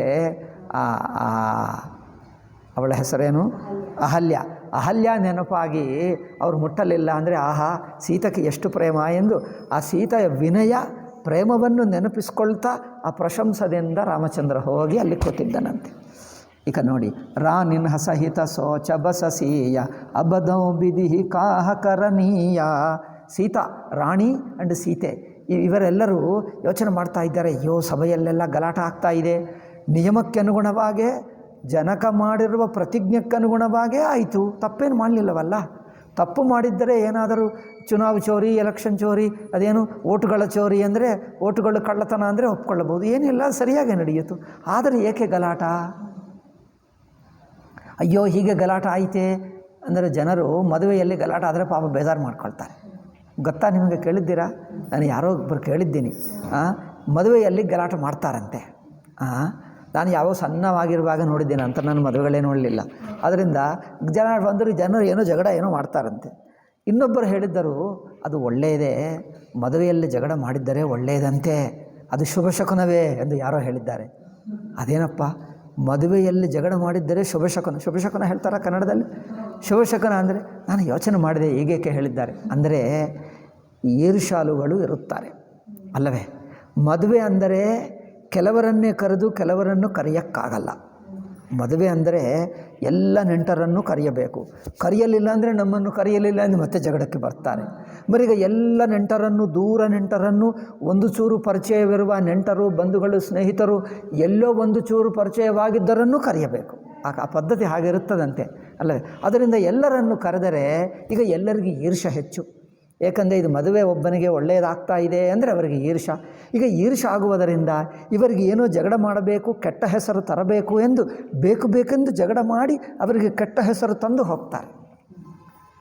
ಈಗ ಅವರು ಬಂದು ಜಗಳ ಮಾಡೇ ಮಾಡ್ತಾರೆ, ಕೆಟ್ಟ ಹೆಸರು ಬರುತ್ತದೆ. ಅಯ್ಯೋ ಮದುವೆಯಲ್ಲಿ ಏನು ಶುಭ ಕಾರ್ಯದಲ್ಲಿ ಹೀಗೆ ಆಯಿತೆ, ಶುಭ ಕಾರ್ಯದಲ್ಲಿ ಹೀಗೆ ಆಯಿತೆ ಎಂದು ಇವರಿಗೆ ಈ ಮಗಳು ಅಥವಾ ಮದುಮಗ ಅವರ ಮನೆ ಜನರಿಗೆ ಬೇಜಾರಾಗ್ತದೆ. ಅದರಿಂದ ಯಾರೋ ಒಬ್ಬರು ಏನು ಮಾಡಿಬಿಟ್ಟರು, ಶಾಸ್ತ್ರದಲ್ಲಿಲ್ಲ, ಇವರು ಕಲ್ಪಿಸಿದ್ದಾರೆ. ಏನು, ಮದುವೆಯಲ್ಲಿ ಜಗಳ ಆದರೆ ಅದು ಶುಭ ಶಕುನವೇ, ಒಳ್ಳೆಯದೇ ಅಂತ. ಏಕೆಂದರೆ ಬೇಜಾರು ಹೋಗುತ್ತದಲ್ಲ, ಶುಭವೇನಾಗಲ್ಲ, ಅಟ್ಲೀಸ್ಟ್ ಬೇಜಾರು ಹೋಗುತ್ತದಲ್ಲ, ಒಳ್ಳೆಯದಾಯಿತು. ಮದುವೆಯಲ್ಲಿ ಜಗಳ ಆಗಬೇಕಂತೆ, ಆಗಿದ್ದರೆ ಒಳ್ಳೆಯದಂತೆ ನಡೆಯಲಿ, ಇಲ್ಲದಿದ್ದರೆ ಬೇಜಾರು ಮಾಡ್ಕೊಳ್ತಾರ. ನಾನು ಅಂದ್ಕೊಂಡೆ ಏಕಪ್ಪ ಇಷ್ಟೆಲ್ಲ ಮಾಡ್ತಾರೆ ಎಂದು. ನಂತರ ನಾನೇ ಯೋಚನೆ ಮಾಡಿಕೊಂಡು ಓಹೋ ಇದು ಕಾರಣ ಆಗಬಹುದು ಎಂದು ನಾನೇ ಯೋಚನೆ ಮಾಡಿದೆ. ಯಾರಾದರೂ ಹೇಳ್ತಾರೆ ಈ ಕಾಲದಲ್ಲಿ? ಯಾರು ಹೇಳಲ್ಲ. ನಾನು ತಿಳ್ಕೊಂಡು ಯಾರಾದರೂ ಜಗಳ ಮಾಡಿದರೆ ಒಳ್ಳೆಯದೇ. ಏಕೆಂದರೆ ಜಗಳ ಮಾಡ್ತಾರೆ, ಹೋಗ್ತಾರೆ. ಅವ್ರಿಗೇನು, ಜೀವನದಲ್ಲಿ ಒಂದು ಸಲ ಅವರ ಮದುವೆಯಲ್ಲಿ ಈ ಕಾಲದಲ್ಲಿ ಪ್ರತಿ ದಿವಸ ತಿಂಗಳಿಗೆ ಮದುವೆ ಮಾಡ್ಕೊಳ್ತಾ ಇದ್ದಾರೆ. ಆ ಕಾಲದಲ್ಲಿ ಜೀವನದಲ್ಲಿ ಒಂದೇ ಸಲ. ಆದ್ದರಿಂದ ಅಂದರೆ ನಮ್ಮ ಸಾಂಪ್ರದಾಯಿಕರಲ್ಲಿ ಒಂದೇ ಸಲ. ಅದರಿಂದ ಜೀವನದಲ್ಲಿ ಒಂದು ಶುಭ ಕಾರ್ಯ ಅವರಿಗೆಲ್ಲ ಚೆನ್ನಾಗಿ ನಡೆಯಿತು ಎಂದು ಅವರಿಗೆ ಒಂದು ಒಳ್ಳೆಯ ಸ್ಮರಣೆ ಇರಬೇಕು ಎಂದು ಪಾಪ ಅವರು ಇಷ್ಟಪಟ್ಕೊಳ್ತಾರೆ. ಇವರು ಆ ಜೀವನವನ್ನೇ ಹಾಳು ಮಾಡಿಬಿಟ್ಟು ಅವರಿಗೆ ಒಳ್ಳೆಯ ಸ್ಮರಣೆ ಇರದಂತೆ ಹಾಳು ಮಾಡಿಬಿಡಬೇಕು ಅಲ್ಲವೇ? ಇವರು ಏನೋ ಹಾಳು ಮಾಡ್ತಾರೆ. ಹಾಳು ಮಾಡಿದ್ದವರನ್ನು ಏನು ಹೇಳಬೇಕು? ಅವರನ್ನು ನಾವೇ ಕರೆದಿದ್ದೇವೆ, ಅತಿಥಿಗಳು. ಅವರನ್ನು ಬೈದು ಕಳಿಸೋಕ್ಕಾಗಲ್ಲ, ಬೈದು ಹಕ್ಕಲ್ಲ, ಹೊಡೆಯೋಕ್ಕಾಗಲ್ಲ. ಏಕೆ? ಅವರೇ ಅತಿಥಿಗಳು. ಇನ್ನೂ ಬೈದರೆ ಇನ್ನೂ ಹೆಚ್ಚು ಗಲಾಟೆ ಮಾಡ್ತಾರೆ. ಏಕೆಂದರೆ ಇದು ಇವರೇ ಮದುವೆ, ಇವರಿಗೆ ಕೆಟ್ಟ ಹೆಸರು ಬರುತ್ತದೆ. ಅವರನ್ನು ಬೈಯೋಕ್ಕಾಗಲ್ಲ, ಹೊಡೆಯೋಕ್ಕಾಗಲ್ಲ, ತಳ್ಳಿ ಹಾಕೋಕ್ಕಾಗಲ್ಲ. ಈಗ ಮಾಡಿದ್ದೆಲ್ಲ ಸಹಿಸ್ಕೊಳ್ಳಬೇಕು, ಬೇರೆ ಬೈಯೋಕ್ಕಾಗ್ತದೆ, ತಳ್ಳಿ ಹಾಕೋಕ್ಕಾಗ್ತದೆ. ಅವರೇ ಅತಿಥಿಗಳು. ಅದು ಮಾಡದಿದ್ದರೆ ಇನ್ನೂ ಗಲಾಟ. ಏನು ಮಾಡಬೇಕಪ್ಪ, ಇದು ತುಂಬ ಕಷ್ಟ ಆಗಿಬಿಟ್ಟಿದೆ, ಏನು ಮಾಡೋಕ್ಕಾಗಲ್ಲ. ಅದರಿಂದ ಏನು ಉಪಾಯ ಹೇಳಿದ್ದಾರೆಂದರೆ, ಜಗಳ ಆದರೆ ಶುಭ ಶಕುನ, ಒಳ್ಳೆಯದಾಗುತ್ತದೆ ಎಂದು ಹೇಳಿಬಿಟ್ಟರು. ನಮ್ಮ ಭಾರತೀಯರು ಮಹಾಬುದ್ಧಿವಂತರು, ಏನೇನೋ ಸೃಷ್ಟಿ ಮಾಡ್ತಾರೆ ಅಲ್ಲವೇ? ಭಾರತೀಯರ ಆಚಾರಗಳು ನೋಡಬೇಕು. ಯಾವ ಶಾಸ್ತ್ರದಲ್ಲಿರುವಂಥ ಹೊಸ ಹೊಸ ವಾಕ್ಯಗಳು ಇವರೇ ಕಲ್ಪನೆ ಮಾಡಿದ್ದಾರೆ. ಇದು ಯಾವ ಶಾಸ್ತ್ರದಲ್ಲಿಲ್ಲ, ಇವರೇ ಮಾಡ್ತಾರೆ. ಶಾಸ್ತ್ರದಲ್ಲಿ ಇಲ್ಲದ್ದು ಮನುಷ್ಯರ ಬಾಯಿಯಲ್ಲಿರುವಂಥ ಎಷ್ಟೋ ವಾಕ್ಯಗಳನ್ನು ನಾವು ಹುಡುಕಿ ಒಂದು ಕಡೆ ಪುಸ್ತಕ ಮಾಡಿದರೆ ಇಷ್ಟು ದಪ್ಪ ಪುಸ್ತಕ ಆಗ್ತದೆ. ಅವುಗಳೆಲ್ಲ ಲೌಕಿಕ. ಅದಕ್ಕೆ ಅದುಗಳೆಲ್ಲ ಲೌಕಿಕವೇ ಹೊರತು ಯಾವ ಶಾಸ್ತ್ರದಲ್ಲಿ ಇಲ್ಲ. ಅಂದರೆ ನೋಡಿ, ಅದು ನಾನು ಅಂದ್ಕೊಂಡೆ ಯಾರು ಇದು ಕಲ್ಪಿಸಿದ್ದರೋ ಮಾತ್ರ ಬುದ್ಧಿವಂತ. ಏಕೆ? ಏನೂ ಮಾಡೋಕ್ಕಾಗಲ್ಲ, ಬರೀ ಜನರಿಗೆ ಸಮಾಧಾನ ಮಾಡಿಸಬೇಕು. ಏನು ಮಾಡಬೇಕು? ಒಳ್ಳೆಯದೆಂದು ಹೇಳಿಬಿಡು ಅಲ್ಲವೇ?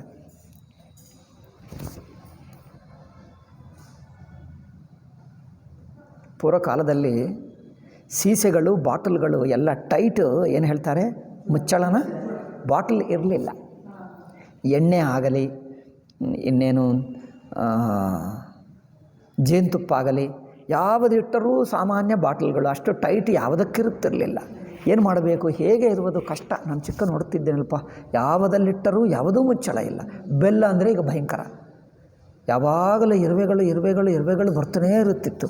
ಅದಕ್ಕೆ ಏನು ಮಾಡುತ್ತಿದ್ದರು, ಒಂದು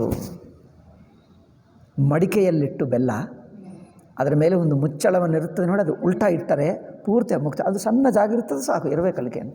ಅದಕ್ಕೆ ಇದನ್ನೊಂದು ಗೋಮಯಕ್ಕೆ ಏನು ಹೇಳ್ತಾರೆ, ಸೆಗಣಿಕೆ, ಅದೆಲ್ಲ ಮುಚ್ಚಿ ಡ್ರೈ ಮಾಡಿ ಅಲ್ಲಿಡುತ್ತಿದ್ವಿ. ಅದು ಗೋಮಯ ಕೆಲವು ದಿವಸ ನಂತರ ಒಣಗಿ ಹೋದರೆ ಅದು ಸ್ವಲ್ಪ ಕ್ರ್ಯಾಕ್ ಆಗಿ ಅದರಲ್ಲಿ ಮತ್ತೆ ಹೋಗುತ್ತೆ. ಈಗ ಬೇರೆ ಆ ಕಾಲದಲ್ಲಿ ಮುಚ್ಚಳನೇ ಇಲ್ಲ. ಈ ಕಾಲದಲ್ಲಿ ಆಧುನಿಕ ನಾಗರಿಕತೆಯಿಂದ ಕೆಲವು ಕೆಟ್ಟದೂ ಇದೆ, ಬಟ್ ಕೆಲವು ಒಳ್ಳೆಯದೇನೆಂದರೆ ಟೈಟು ಮುಚ್ಚಳ ಇರುವಂಥ ಬಾಟಲ್ಗಳು ಬರುತ್ತಾ ಇವೆ. ಯಾವುದಾದರೂ ಸೇಫಾಗಿಡಬಹುದು. ಯಾವ ಬೆಕ್ಕು ತಿನ್ನಲ್ಲ, ಇರುವೆಗಳು ಬರಲ್ಲ. ಈಗ ನೋಡಿ, ಜೇನುತುಪ್ಪಕ್ಕೆ ಇನ್ನೊಂದು ಏನು ಹೇಳ್ತಾರಪ್ಪ, ಆಯಿಲ್ಗೆ ಎಣ್ಣೆಗೆ ಎಣ್ಣೆಯಲ್ಲೋ ಅಥವಾ ಇದರಲ್ಲೇ ಸಣ್ಣ ಇರುವೆಗಳಿರುತ್ತೆ ನೋಡಿ, ಸಣ್ಣದು ಇರುವೆಗಳು ಬರುತ್ತಿತ್ತು. ಅದು ತೆಗೆದಿದ್ದರೂ ಏನೋ ಒಂದು ಇರುತ್ತಿತ್ತು. ಅಯ್ಯೋ, ನಾನು ಇರುವೆ ಇದೆ, ನಾನು ತಿನ್ನಲ್ಲ ಎಂದು ನಾನು ಹೇಳ್ತಿದ್ವಿ ಸಣ್ಣ ಮಕ್ಕಳು. ನಮ್ಮ ಏನು ಹೇಳ್ತಾರೆ ಗೊತ್ತಾ, ನಿಮ್ಗೆ ಹೇಳಿದ್ರೆ, ನಿಮಗೆ ಆ ಇರುವೆ ಬಿದ್ದರೆ ತೆಗೀತೀವಿ, ಬಟ್ ಇರುವೆ ತೆಗೆದ ನಂತರ ನಾನು ತಿನ್ನಲ್ಲ ಅನಿಸುತ್ತೆ ಜೇನುತುಪ್ಪ ಅಂತದ್ದು. ಇರುವೆ ಬಿದ್ದರೆ ಅದು ಒಳ್ಳೆಯದಂತೆ, ಕಣ್ಣುಗಳು ವಿಕಾಸಗೊಳ್ತವೆ ಹೇಳ್ತಾರೆ. ಅದು ಅಂದ್ಕೊಂಡೆ, ಇದು ನಿಜವೇ ಅಂದ್ಕೊಂಡು ನಾವು ಹಾಗೆ ನಂಬಿ ತಿಂದಿದ್ದೇವೆ. ನಾನು ಅಂತ ನೋಡ್ದೆಲ್ಲ ಸುಳ್ಳು. ಎಷ್ಟು ಸುಳ್ಳು ಹೇಳ್ತಾರೆ. ಏಕೆಂದರೆ ಇವ್ರು ತಿನ್ನಲ್ಲ, ಮಕ್ಕಳಿಗೆ ಏನೋ ಮಾಡಿಸಬೇಕು. ಏಕೆಂದರೆ ಶುದ್ಧವು ಯಾವುದೂ ಇಡೋಕ್ಕಾಗಲ್ಲ. ಇರುವೆಗಳು ತಿರುಗುತ್ತಾನೇ ಇರ್ತವೆ, ಇರುವೆಗಳು, ಬೆಕ್ಕುಗಳು. ಆ ಕಾಲದಲ್ಲಿ ಯಾವುದೂ ಇಷ್ಟು ಟೈಟ್ ಮುಚ್ಚಳಗಳೇ ಇರಲಿಲ್ಲ. ಇದೆಲ್ಲ ಈ ಕಾಲದಲ್ಲಿ ಬಂತು. ಪ್ಲಾಸ್ಟಿಕ್ಗಳು ಇದೆಲ್ಲ ಆ ಕಾಲದಲ್ಲಿ ಏನಿತ್ತು, ಪ್ರತಿಯೊಂದಕ್ಕೆ ಸ್ಟೀಲು ಕಮ್ಮಿ, ಹಿತ್ತಾಳೆನೇ, ಎಲ್ಲಕ್ಕೆ ಹಿತ್ತಾಳೆ. ಎಲ್ಲಿ ಹೋದರೂ ಇಷ್ಟಿಷ್ಟು ದಪ್ಪ ಹಿತ್ತಾಳೆ ಎತ್ಕೊಂಡು ಹೋಗೋದು. ಎಲ್ಲಾದರೂ ಹೋಗಬೇಕಂದರೆ ನೀರು ಅಂದರೆ ನೀರು ಅಂದರೆ ಮಡಿಕೆಗೆ ಮುಚ್ಚಳ ಇಟ್ಟರೆ ತಲೆ ಮೇಲೆ ಇಟ್ಕೊಂಡ್ರೆ ನೀರು ಮಲೆ ಮೇಲೆ ನಮ್ಮ ಮೇಲೆ ಬೀಳುತ್ತದೆ. ನೀರು ಕುಡಿಯೋದು ಹೇಗೆ? ಎಲ್ಲಾದರೂ ಪ್ರಯಾಣ ಮಾಡಿದ್ದರೆ ನೀರು ತಗೊಂಡು ಹೋಗುವುದಕ್ಕೇ ಇಲ್ಲ. ಪಾತ್ರ ಏನು? ಮುಚ್ಚಳ ಟೈಟ್ ಇರುವ ಪಾತ್ರ ಯಾವುದೇ ಒಂದು ಹಿತ್ತಾಳದ ಬರುತ್ತಿತ್ತು, ಅದೇನೋ ಇಷ್ಟು ಮೂತಿತ್ತರೆ ಅದೊಂದೇ ಚೆಂಬುದೆ ಅದೊಂದೇ ಇರುವುದಷ್ಟೇ, ಬೇರೆ ಎಲ್ಲಿಯೂ ಇಲ್ಲ. ನೀರಿಗೆ ಕಷ್ಟ, ಅದರಿಂದ ಎಲ್ಲೋ ಬಾವಿಗಳು ಏನೋ ಕಳಿತದೆ ಅದೇ ಕುಡಿಯುತ್ತಿತ್ತು. ಕೆರೆಗಳು ಬಾವಿಗಳು ದಾರಿಯಲ್ಲಿ ಏನು ಕಂಡು ಬಂದರೆ ಅದೇ ಕುಡಿಯುತ್ತಿದ್ದೀವಿ. ಆ ಕಾಲದಲ್ಲಿ ನೀರು ಸ್ವಲ್ಪ ಶುದ್ಧ ಇತ್ತು, ಈ ಕಾಲದಲ್ಲಿ ಭಯಂಕರ ನೀರು. ಸ್ವಲ್ಪ ಆ ಕಾಲದಲ್ಲಿ ಶಕ್ತಿಯೂ ಹೆಚ್ಚಿತ್ತು, ಕುಡಿದರೂ ಏನು ಬ್ಯಾಕ್ಟೀರಿಯಾ ಏನು ಆಗ್ತಿರಲಿಲ್ಲ. ಯಾಕಂದರೆ ಹಳ್ಳಿ ಜನರಿಗೆ ಶರೀರ ಶಕ್ತಿ ಹೆಚ್ಚಿರುತ್ತದೆ. ಸಿಟಿ ಜನರಿಗೆ ಅದು ಕುಡಿಯಬಾರದು, ಶರೀರಕ್ಕೆ ಇಮ್ಯುನಿಟೇ ಇರಲ್ಲ, ಇಮ್ಯುನಿಟೇ ಕಮ್ಮಿ.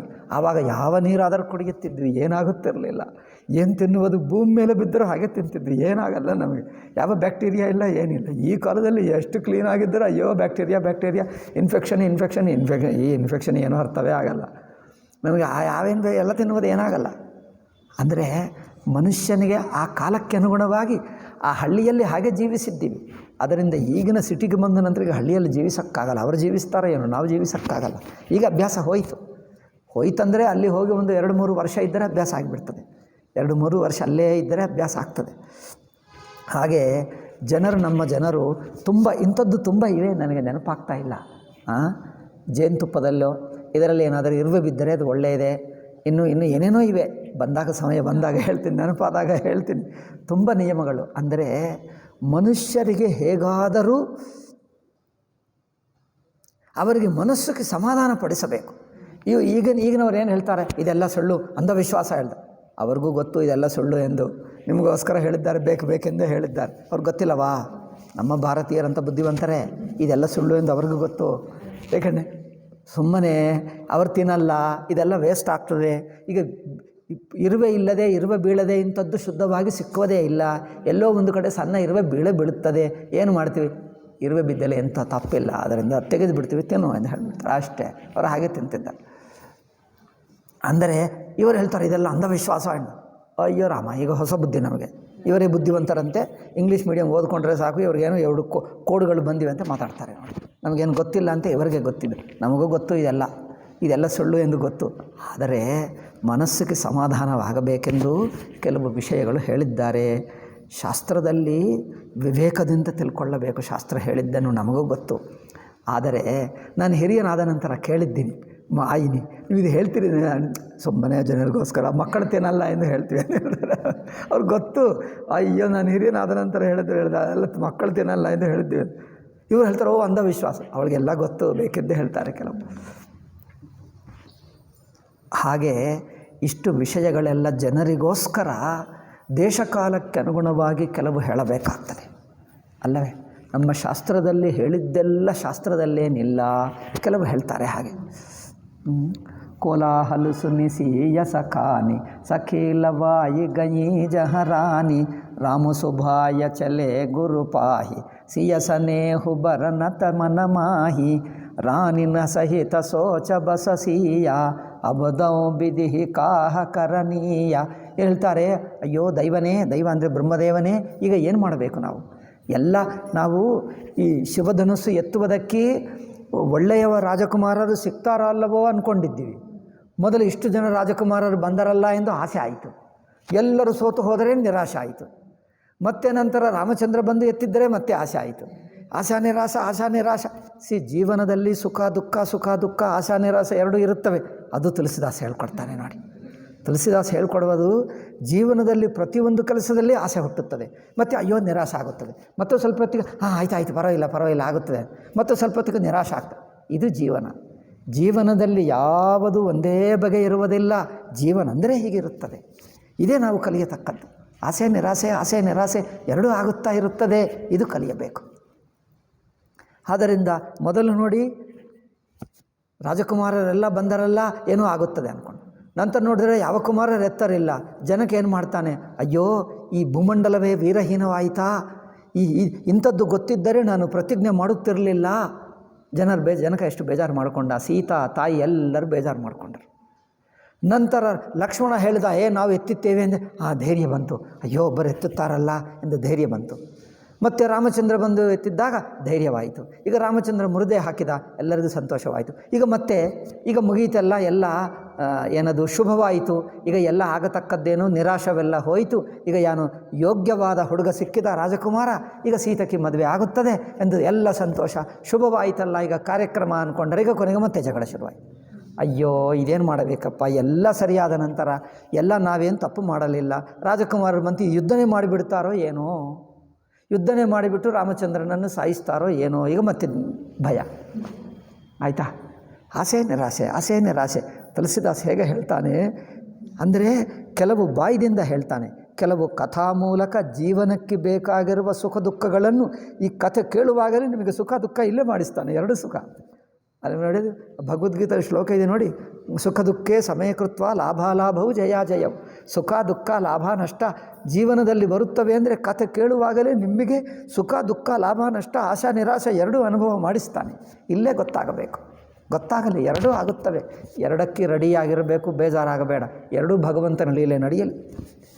ನಿರಾಶೆ ಆದರೆ ಭಗವಂತನ ಲೀಲೆ, ಆಸೆ ಆದರೆ ಭಗವಂತನ ಲೀಲೆ. ಏನಾಗ್ತದೋ ನೋಡೋಣ, ಭಗವಂತನಿಗೆ ಬಿಡು, ಯಾವುದೋ ಆಗ್ರಹ ಮಾಡಬೇಡ, ಬಿಡು.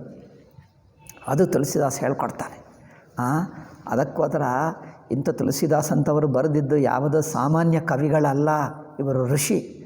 ಅವರು ಸಾಕ್ಷಾತ್ ಭಗವಂತನ ದರ್ಶನ ಮಾಡಿಕೊಂಡ, ಅವರ ಹೃದಯದಲ್ಲಿ ನಿತ್ಯ ನಿರಂತರವಾಗಿ ರಾಮಚಂದ್ರನೇ ಜೊತೆಗೆ ಇರುತ್ತಿದ್ದ ಅಂಥ ಮಹನೀಯ, ಅಂಥ ಭಕ್ತ. ಇವನು ಸುಮ್ಮನೆ ಕವಿ ಅಲ್ಲ, ಸಾಮಾನ್ಯ ಕವಿ ಪಂಡಿತ ಅಲ್ಲ, ಇವನೊಬ್ಬ ಋಷಿ ಸಮಾನ ತುಳಸಿದಾಸ. ಅದಕ್ಕೋಸ್ಕರನೇ ರಾಮಾಯಣ ಬರೆದಿದ್ದರಲ್ಲಿ ಎಷ್ಟು ಸೂಕ್ಷ್ಮತೆ ಇದೆ ನೋಡಿ, ಎಷ್ಟು ಸೂಕ್ಷ್ಮತೆ ಇದೆ. ಅದಕ್ಕೋಸ್ಕರ ಇದು ಇಂಥ ಶಾಸ್ತ್ರಗಳು ಒಂದು ಸಲ ಕಾದಂಬರಿ ಹಾಗೆ ಓದಿದ್ದರೆ ಸಾಕಾಗಲ್ಲ, ಮತ್ತೆ ಅನೇಕ ಸಲ ಓದಿದ್ದರೆ ಸೂಕ್ಷ್ಮತೆ ಇನ್ನೂ ಒಳಹೊಕ್ಕ ಅರ್ಥವೆಲ್ಲ ಬರುತ್ತದೆ. ನಮ್ಮ ಜೀವನವನ್ನು ಶುದ್ಧಗೊಳಿಸುತ್ತಾನೆ. ಅದು ಕಲಿಯತಕ್ಕದ್ದು ಇದು ತತ್ವ. ಆಯಿತಾ. ರಾಣಿನ ಸಹಿತ ಸೋಚ ಬಸಸೀಯ, ರಾಣಿ ಸಮೇತ ಸೀತೆಗೆ ಚಿಂತಾಗ್ರಸ್ತ ಆಯಿತು. ಅಯ್ಯಯ್ಯೋ ಏನು ಗತಿ ನಮಗೆ, ಹೀಗೆ ಐತೆ, ಎಲ್ಲ ಒಳ್ಳೆಯದಾಗಿ ಕೊನೆಗೆ ಎಲ್ಲ ಶುಭವಾಯಿತಲ್ಲ, ಎಲ್ಲ ಅದಕ್ಕೇನು ಹೇಳ್ತಾರೆ, ಪರ್ಯವಸಾನ ಹೇಳ್ತಾರೆ. ಪರ್ಯವಸಾನ ಎಲ್ಲವೂ ಚೆನ್ನಾಗೇ ಕೊನೆಗಾಣಿತು ಅಂದ್ಕೊಂಡಾಗ ಈ ಕೊನೆಗೆ ಮತ್ತೆ ಇದೇನಾಯಿತಪ್ಪ. ಈಗ ಇದು ಜೀವನ, ಇದು ಸೀತೆನೇ ಅಲ್ಲ, ನಮ್ಮೆಲ್ಲರ ಜೀವನ ಹೀಗೇ. ಅಬದವು ವಿಧಿ ಕಾಹ ಕರಣೀಯ. ಅಯ್ಯೋ ಬ್ರಹ್ಮದೇವನೇ, ಈಗ ನಾವು ಅದೃಷ್ಟ ಏನಿದೆ, ಏನು ಮಾಡಬೇಕು ನಾವು ಹೀಗೆ. ಭೂಪ ಬಚನ ಸುನಿ ಇತವು ತತ ಕಹಿ, ಲಖನು ರಾಮಡರ ಬೋಲಿನ ಸ ಕಹಿ. ಈಗ ಈ ರಾಜರ ಮಾತುಗಳು ಕೇಳಿ ಕೆಲವರು ಬೇಜಾರು ಮಾಡ್ಕೊಳ್ತಾ ಇದ್ದಾರೆ. ರಾಮ ಲಕ್ಷ್ಮಣ ಮಾತ್ರ ಏನಾಗದಂತೆ ನಿಶ್ಚಿಂತವಾಗಿ ಕೂತಿದ್ದಾರೆ. ಅವರ ಮನಸ್ಸಿನಲ್ಲಿ ಏನೂ ಆಗಲಿಲ್ಲ, ಅವ್ರಿಗೇನು ತೊಂದರೆ ಇಲ್ಲ, ದುಃಖ ಇಲ್ಲ, ಸುಮ್ಮನೆ ಒಂದೇನು ಜೋಕ್ ಹೇಳುತ್ತಾ ಇರುವ ಹಾಗೆ ನಗುತ್ತಾ ಆನಂದವಾಗಿ ಕೂತಿದ್ದಾರೆ. ಅವರಿಗೆ ಏನು ಚಿಂತನೆ ಇಲ್ಲ. ಏಕೆ, ಅವ್ರಿಗೆಲ್ಲ ಗೊತ್ತು, ಇವ್ರಿಗೆ ಸುಮ್ಮನೆ ಇವ್ರ ಮಾತುಕ್ಕೆ ಅರ್ಥವಿಲ್ಲ, ಏನಿಲ್ಲ ಎಂದು ಅಷ್ಟೇ. ಅರುಣನಯನ ಭ್ರುಕುಟಿ ಕುಟಿಲ ಚಿತಬತ ನೃಪನ ಸಕೋಪ. ರಾಜರು ಇನ್ನು ಕೋಪದಿಂದ ನೋಡ್ತಾ ಇದ್ದಾರೆ.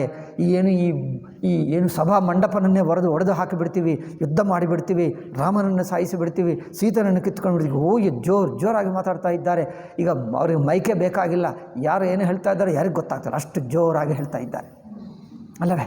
ಈಗ ಮಿಕ್ಕ ಜನರೆಲ್ಲ ಕೆಲವರು ಬೇಜಾರು ಮಾಡ್ಕೊಳ್ತಾ ಇದ್ದಾರೆ. ಅಯ್ಯೋ ಇವರು ರಾಜರು ಏನು ಮಾಡ್ತಾರೋ ಏನು, ಖಡ್ಗ ತೆಗೆದುಬಿಟ್ಟು ಕವಚ ಹಾಕ್ಕೊಳ್ತಾರಲ್ಲ ಯುದ್ಧಕ್ಕೆ, ಕೆಲವರು ಕವಚ ತೆಗೆದುಬಿಟ್ಟು ಹಾಕ್ಕೊಂಡೇ ಬಿಟ್ಟರು, ಈಗ ಯುದ್ಧಕ್ಕೆ ತಯಾರಾಗಿಬಿಟ್ಟರು ಅಲ್ಲ.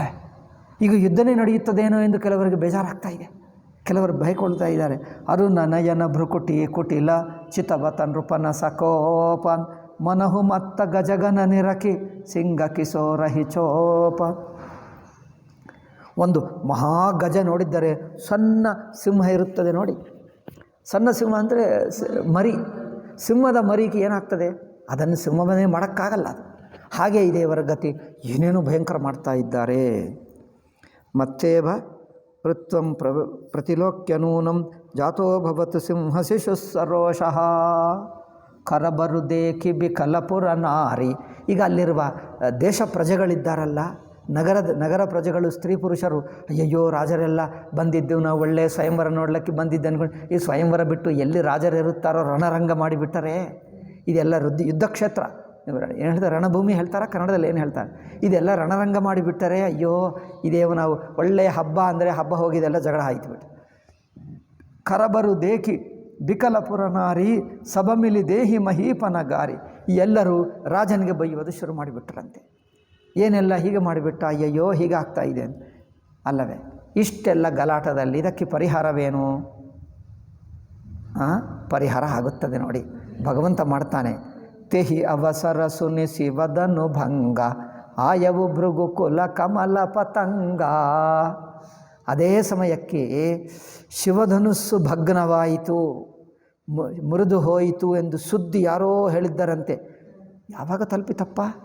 ಈಗಲೇ ಮುರಿದು ಹೋಯಿತು, 10 ನಿಮಿಷ ಹಿಂದೆ, 5-10 ನಿಮಿಷ ಆಯಿತೋ ಏನೋ. ಅವರು ಎಲ್ಲೋ ಹೋಗುತ್ತಾ ಇದ್ದಾರೆ. ಯಾರು? ಪರಶುರಾಮ.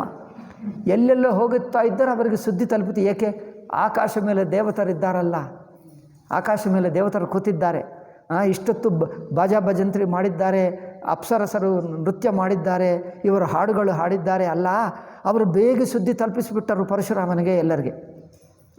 ಪರಶುರಾಮನಿಗೆ ಸುದ್ದಿ ತಲುಪಿದಾಗ ಈಗ ಪರಶುರಾಮ ಬೇಜಾರು ಮಾಡಿಕೊಂಡು ಏನು ಮಾಡಿದ? ಬಂದೇ ಬಿಟ್ಟ. ಪರಶುರಾಮನ ಹೆಸರು ಕೇಳಿದ್ದರೆ ಏನಾಗ್ತದೆ ಗೊತ್ತಾ? ಜನರಿಗೆಲ್ಲ ಹೆದರಿಕೆ, ರಾಜರಿಗೆ ಹೆದರಿಕೆ.